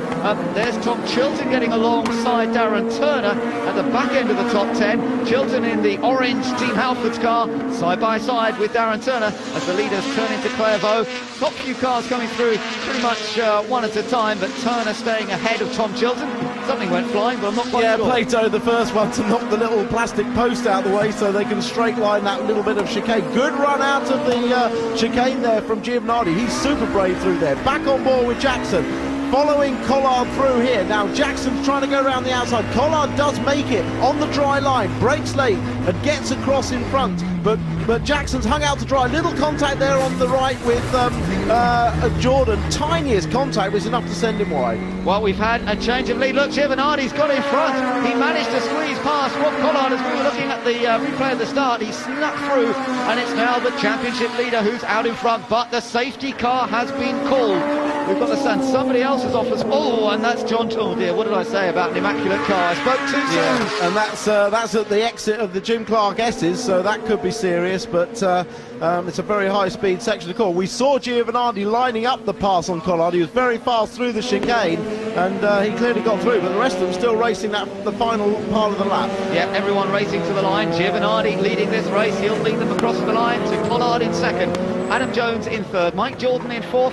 Matt Neal in fifth. Look at the lot behind them. And Plato, where's he going? And Jackson's got through. Jackson's going across the line. Something's happened on the way in there. Jackson's come across the line in sixth. I think Plato's off on his way to Darlington or something, because he's absolutely miles offline. He got nerfed out of the way, presumably, but we didn't quite see, and there's surely damage to that car. He's crawling along, car weaving around, and it's a really bad day. It's turned worse for Jason Plato. Looks like the steering's damaged and possible damage on the front of Jackson's car, so we'll have to wait and see what happened there. We can get a replay of what happened at the hairpin. Here we go. This is onboard Jackson following Plato, coming up to the final section. Justice right-hander and the following left. Quite a long way behind here, isn't he? Plato went up the side of Turkington. It wasn't Jackson, it was Plato going up Turkington. Ran over the wheels, the wheel arches sticking out, and that was it. Let's take a look at it from on board here. Oh, that was up in the air. Nearly, well, it didn't. Well, there was never any room there. There was never any room because Turkington was already defending the line, and it was also wet on the inside. Oh! This was what happened to John George. Oh! That was a big hit. That was a big hit, and he must have been frightened in the car, because when you lose it at that point, you're travelling at some 120, 130 miles an hour, and he just was a passenger. Yeah, that was a big hit. And amazing how the front end of the car is actually, I mean, the wing was already off the car when he went into the tyre barrier there. Well, I gather that he is out of the car. That's good news. Oh, there's John. Well, that's great news. Yeah, he's okay. Very much, you know, he's a serious amateur racer. He comes from Parr in Cornwall and loves his touring car racing, but unfortunately, it's been a few non-finishes this year. Yeah, just still manage a smile. Yeah. That's what we like to see. Great sporting spirit, and helping the marshals to move the car. Look, he's feeling guilty, bless him, for holding the race up. But I think the marshals are trying to find a towing eye on the front of the car, and there's not much that's structurally intact to attach it to. Oh, well, poor John. Well, he makes a long journey to each of these races, but unfortunately, it's a very short race this time, race 3 of the day. And the marshals doing another sterling job to get everything out of the way, hopefully. The safety car still going around. We gather that Plato is in the pits. I wonder if they're going to be able to get him back out, or whether it's even worth trying. Let's just take another little look back at that change of lead, because, of course, Giovanardi was able to get past Rob Collard for the lead of this race just before the safety car came out. Yeah, let's see what happens. Super brave through this chicane on the damp track, on slicks, just carrying the momentum, and the momentum takes him all the way down the straight, and he's on the left-hand side, so he's on the drier part of the track. Collard sensibly doesn't defend, and he's passed. Yeah, that was good stuff by Giovanardi. Gave him a bit of space on the apex, but he was already through there. And so Fabrizio Giovanardi takes the lead of the race. But Collard's still in a very strong second position at the moment, behind the safety car. Adam Jones is sitting third. You're just looking at the end of that, with Giovanardi was in the lead of the race. Really great style. You can see how it's pretty much dry virtually everywhere online, but still the odd puddle offline. Yeah, quite a lot of patches, and of course the curbs on the exit are still quite wet as well. And here you can see the darker patches where it's definitely damp. A lot of mud gets brought onto the circuit there on the inside, and also here where the cars dip inside the curbing. And now look at the state of the track here on the inside. There's no way that Plato was ever going to get through on Turkington there. So that was the completion of the lap, and then presumably he picked up the safety car. You can see the safety car lights down at the end, so that was him slowing down as he crossed the line and was picked up by the safety car. So we're under safety at the moment. It's Giovanardi leading from Collard and Jones, then Mike Jordan, Matt Neal, Matt Jackson. Despite that trip through the gravel, bit of damage there to the front of, was that Mike Jordan's car, or was that Andrew Jordan's car? And one of the Integras had a damaged front end. And we can have another look at the start, courtesy of Tom Chilton, who's currently in 8th place. Let's look at this one. Yeah, Mike, this is onboard Chilton in the Halford Civic. Gets a fairly good run. There's a gap in front of him, so he's got options. He's looking to decide which way to go. He's going to brake on the dry part to give himself the best possible braking area. Wide goes Onslow Cole. He tucks in behind Turner to try and steal the space away from Jelly, which he does. Yeah, that was nice, wasn't it? Good selection there of where to place the car, and then that was through the chicane. Did he get a good run out of here? A little bit of the smoke from the diesel. That really only shows on the first lap, because there's a bit of sort of unburnt fuel around, but it always clears as soon as they're up to speed. He went around the outside there of Turner. Did he finish that? Yes, he did. That was a good move, wasn't it? A little bit of bumping and boring. Yeah, a little bit of that. And that's Darren Turner getting back. Yeah, we didn't quite complete it. Through the S's. This is such a great corner. The car's moving around on their cold slicks. A huge amount of commitment there on a front-wheel drive car with, as you say, cold rear tyres, and really leaning on them heavily, and then braking with the bumps and the camber falling away. This is sunny out. Important to get a good exit here for the run, slightly uphill as it is. And well, the power of the diesels now, congestion up ahead, so again be looking to see what happens now. If you look further ahead, you'll see well, we haven't seen it. I was going to say we'll see Plato riding over. Yeah, but it was the following lap. You're right. John George, his car is going to be taken away, getting out of the way, and hopefully they can repair the tyre barrier up there where he hit pretty hard. And we'll be able to get this race underway again soon, but it's going to take another lap or so, I should think, before we are able to do that. Well, the story, I suppose, of the day so far, Tim, is really, it's all gone a bit wrong for Seat, isn't it? Yeah. I mean, you look at particularly at Jason Plato, you know, now he's not going to score any points in this race. They qualified so well, and yet here on race day it's just all gone wrong. Yeah, I mean, you know, Jason was very philosophical on he's still going round, but look where his steering wheel is. Look where his steering wheel is. Is it straight or anything like straight? I don't think so. No. And the car looks pretty undrivable to me. Yeah. He may try and go round, hope their retirement, score some points for the team or something, but he isn't going to score any individual points. No. Yeah, the steering wheel completely and utterly facing the wrong direction. I mean, that's actually pretty dangerous to continue. It isn't good. Plato was second in the championship coming into this meeting. He's lost that to Matt Neal, but the danger is from behind because Matt Jackson's only 3 points behind him.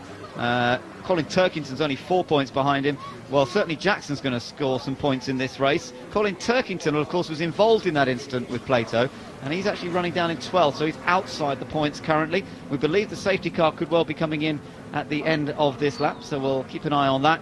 But it's no doubt a disappointing day for SEAT. They've got the one car in the top 10 still. That's Darren Turner. He's running in 7th position. There you are. There's the leaders being led round by the Porsche safety car. It's Giovanardi, Collard, then Jones, then Mike Jordan, Matt Neal. Just looking on down that group there. Yeah, it was Andrew Jordan missing a left front wing, so there's been some contact there somewhere. He's running in 15th place. Yeah, lights out, car coming in. Giovanardi nicely set. He really should be looking at nothing less than maximum points here. I think we'll expect a good restart from Giovanardi, see if he can get the jump. Here we go then. Safety car will be heading into the pits on the exit of the hairpin. Giovanardi, the Italian, with 7 touring car titles to his name, including last year's championship, of course, here. Gets on the power, and that Vectra accelerates away well. Strong engine, strong chassis. It seems to have everything going for it. Chasing is Rob Collard in 2nd place. Adam Jones in the silver and red Seat in 3rd. Then it's Mike Jordan in 4th. What's going on? Matt Jackson having... Oh, Jackson hits Turner! And Turner in the gravel. I think Jackson continues. Yeah, Jackson did continue. He was looking down the inside, and there was definitely a greasy track still on the inside, and probably not enough room. It's very difficult to pass on the inside there, and that could be... We have got a snatch vehicle actually down at Clairvaux. Hopefully they can clear that with just stationary yellows or waved yellows. What a shame. We had such a good, clean race, fairly incident-free in the second race. There is Jackson still going through shot.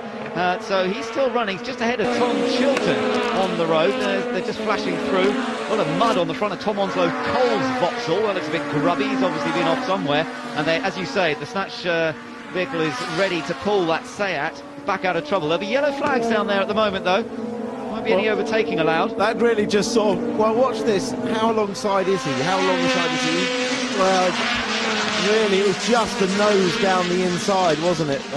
Very difficult to see from that angle. Here we are. Oh, well, difficult one to call. Difficult one to call. It really narrows up down there, doesn't it? It's very difficult. You've got to be cleanly alongside, really, to claim the corner, because the guy in front, or in that case Turner, has no option but to turn in. But Giovanardi not streaking away at the moment. Oh, that's actually the replay. I apologise. Yeah, that was the replay once again, and Scott Dennis.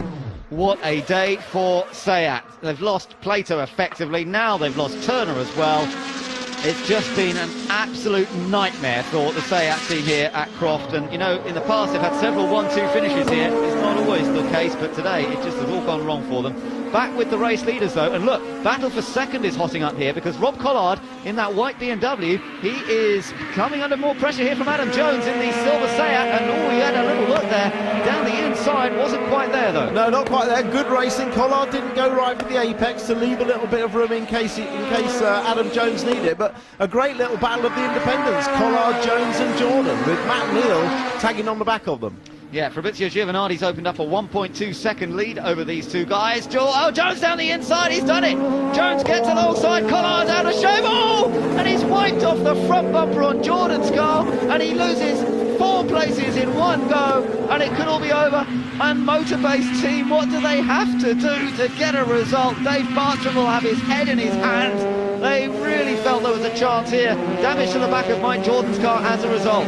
Yeah, that was a good move by Jones down the inside into Sunny. A very difficult one to pull off because you're braking on the curve and on the bumps, and he pulled it off pretty neatly. And then Collard obviously got a little bit wide, got into a tank slapper, and that was the result. There is the old front end. It's not just the bumpers, it's all the inlets for the radiators, and bad news indeed for Rob Collard. Take another look at it. Yeah, down the inside comes Adam Jones, slight bit of contact, nothing too dangerous, but then gets an oversteer, and that was Collard's front end gone. Jackson nipping through there as well.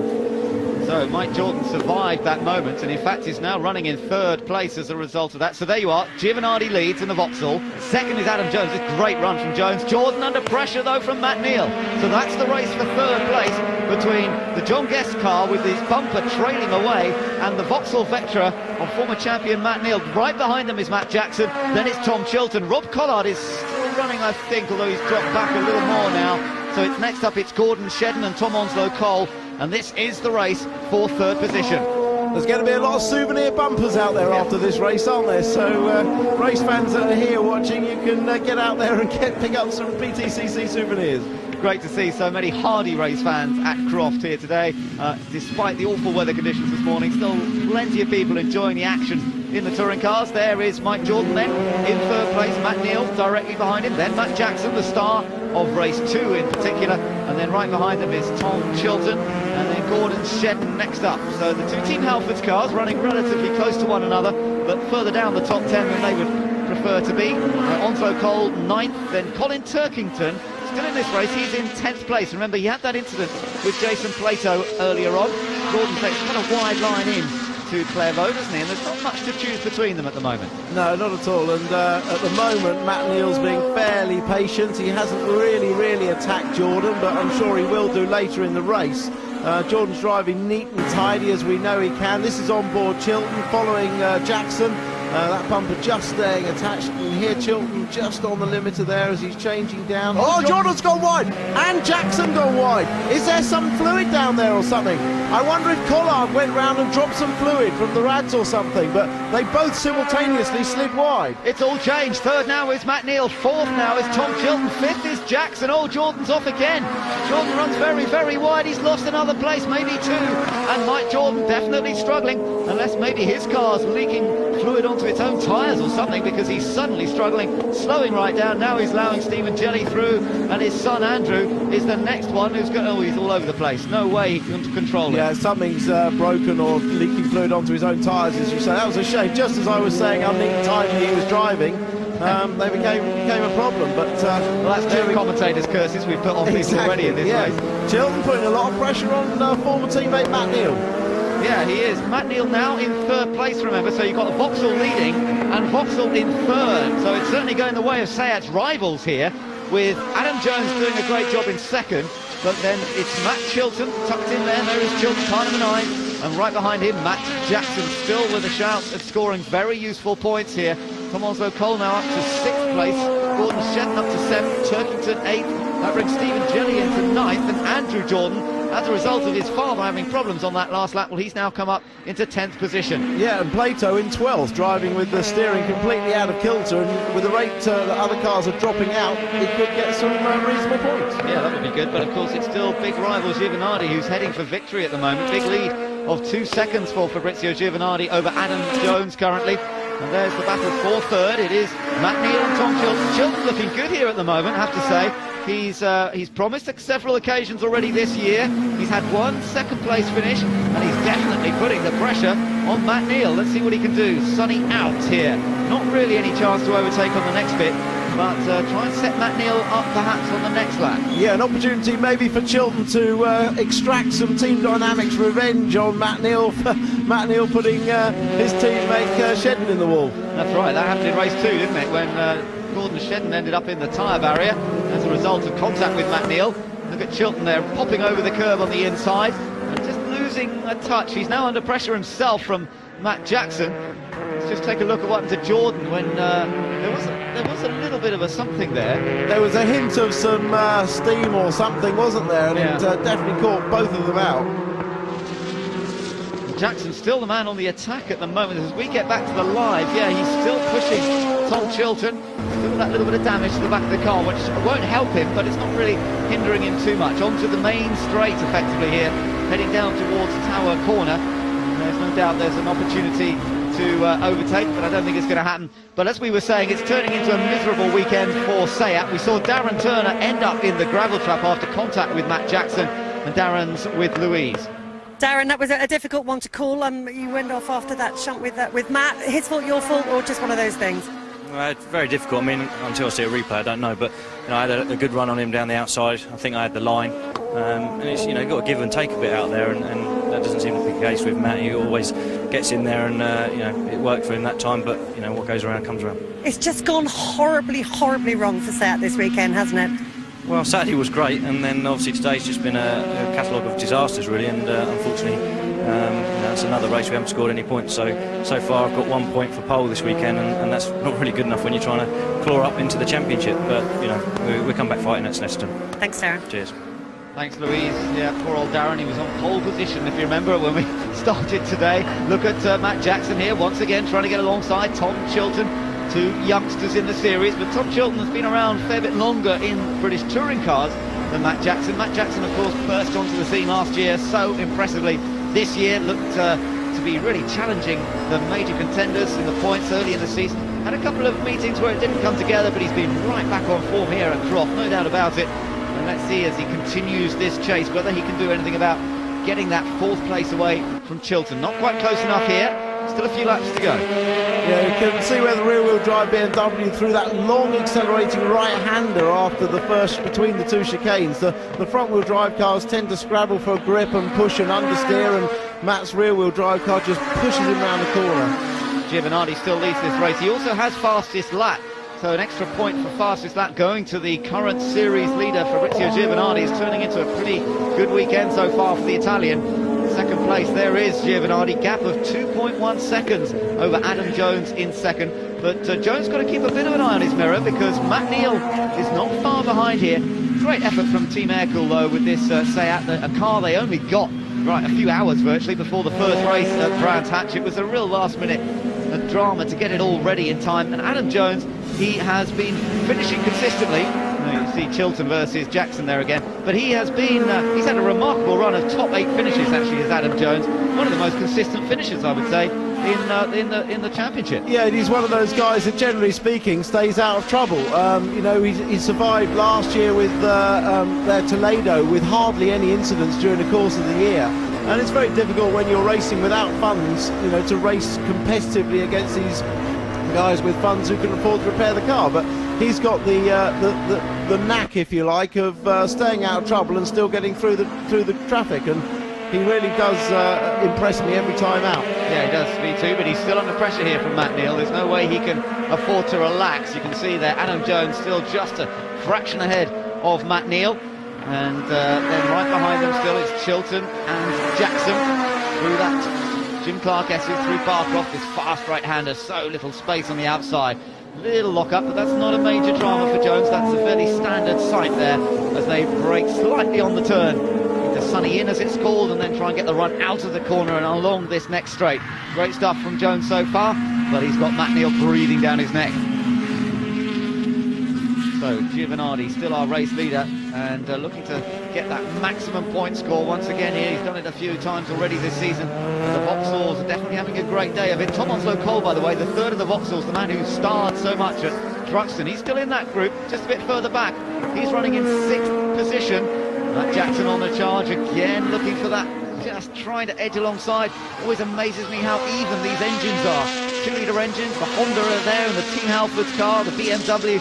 Virtually nothing to choose between. No, you look at the speed traps, and apart from the Seat diesel, which is obviously a little bit quicker than everything else, everyone else very, very similar times, very similar speeds, and it's just the interesting battle of front-wheel drive against rear-wheel drive, and one car being slightly better in some corners to others. But Chilton seems to be able to hold his own through the faster sections and then come under pressure around the tighter technical sections. Yeah, he's doing a good job so far as Chilton, just driving where he needs to be, putting the car where he needs to be, and not allowing Jackson to get alongside.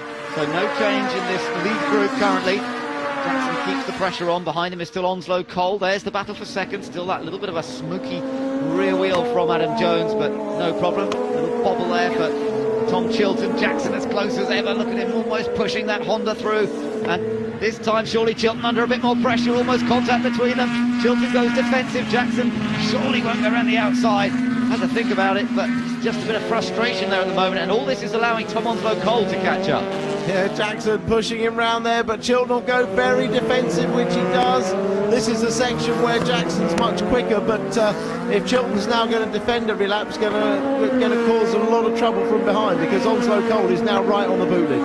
So across the line, 15 laps have been completed. We're on lap 16 out of 18. Looking back at Jackson from Tom Chilton's car now. So he's a little further back than he was a moment ago. He was virtually bumper to bumper a second ago. And there we are with Matt Jackson still looking for an opportunity. This is where he was so quick in race 2. He doesn't seem to have quite the same edge in these conditions. He does have to watch out for behind him is Tom Onslow Cole, the star of Thruxton. Down towards Tower they come. Braking, getting it right, not knocking a wheel here, otherwise you'll be into that cornfield. We've seen enough of them do that today. Good stuff from Chilton, holds it clean. And Jackson can't find a way through. Now let's go, this is the view from Jackson, looking at Chilton as they come through over the curbs. And again through this very quick right-hander. Faintest of lifts through there. Yeah, it's just okay. You can sort of lift a little bit and then brake gently. You can never just stamp on the brake pedal, so a little lift doesn't make a lot of difference. But don't forget, Matt Jackson's carrying 36 kilos of weight here against 0 on Chilton's car from finishing second in the last race. Yeah, good point. So the BMW, that little bit heavier, bit of success ballast on the car, which just evens things out a touch. And Chilton, oh, Jackson again with a chance, but round the hairpin, you've got to have the inside line, surely.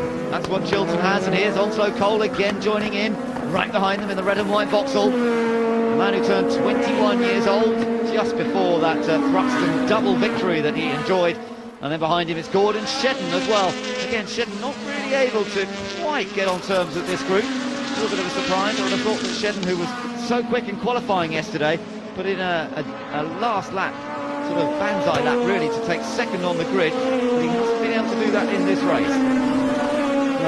Very quick that time through the chicane, Matt Jackson. Is he going to get close enough to have an outbraking chance? But I don't think so. On board with Giovanardi. Little lock up there from Giovanardi. That was interesting. You'd think he'd have this race pretty much under control, but he's still pushing hard.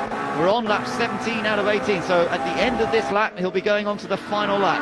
Giovanardi leads, Jones second, Neil third, fourth for Chilton, fifth for Jackson, then it's Onslow Cole, then Gordon Shedden.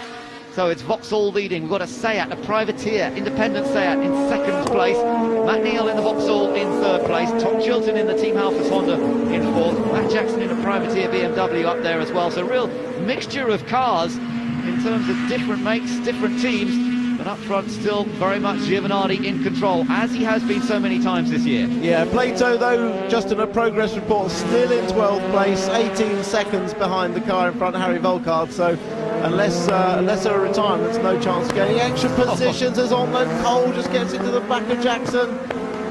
Onto the final lap we go then. Surely can Chilton hold on now for one more lap for this fourth position? He's probably never had to fight quite so hard for a fourth place before. Matt Jackson looking for every opportunity to get past him. They're running out of time now.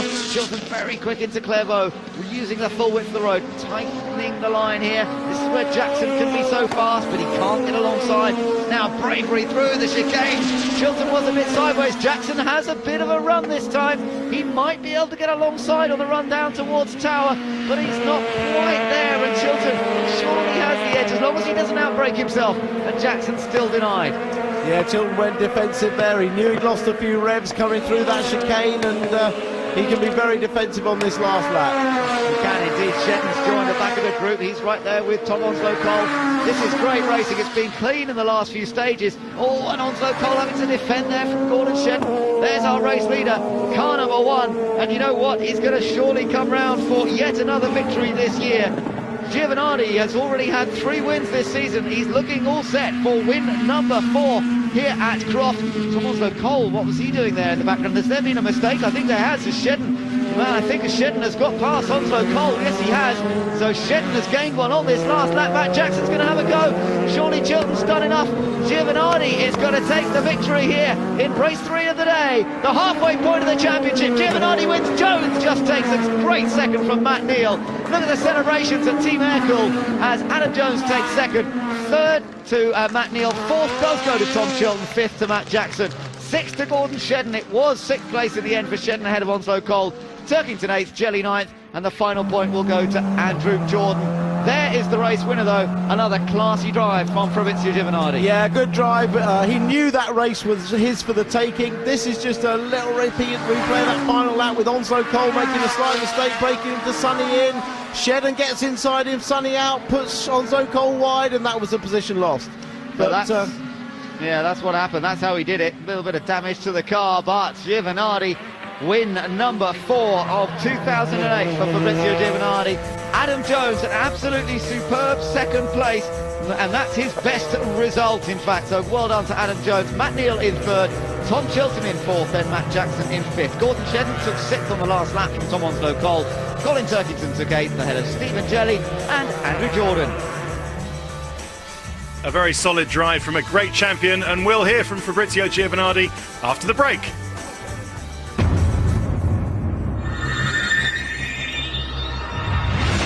Welcome back to Croft. Let's go straight down to Louise Goodman in the pits. Yeah, down in the pits with Fabrizio Giovanardi, the winner of that race. You went into the lead on about lap 2, and thereafter you made it look kind of easy. Yeah, we found the best solution for the dry just in the end, better than never. Anyway, you in the second race, you say me what do you expect to do in this. I say to jump front. I just was a little bit late, one race late, but anyway, it was great. How much were you able to pace yourself? Did you have a bit of time in hand there, or were you having to really push all the way through? I've tried to try the fever to the other drivers the first 2 laps, and I've seen them a little bit difficult, so I just say, okay, I have to manage the tyres because the last race in tracks and I had trouble just the last corner, so it was not good. Anyway, the car was perfect. It's been a difficult day today, though, hasn't it? A difficult day with the changing conditions, a day when your experience really has paid off. Yeah, I was close to cry Saturday afternoon. Is the true, but in the end, I won one race. I think is the best what I can ask.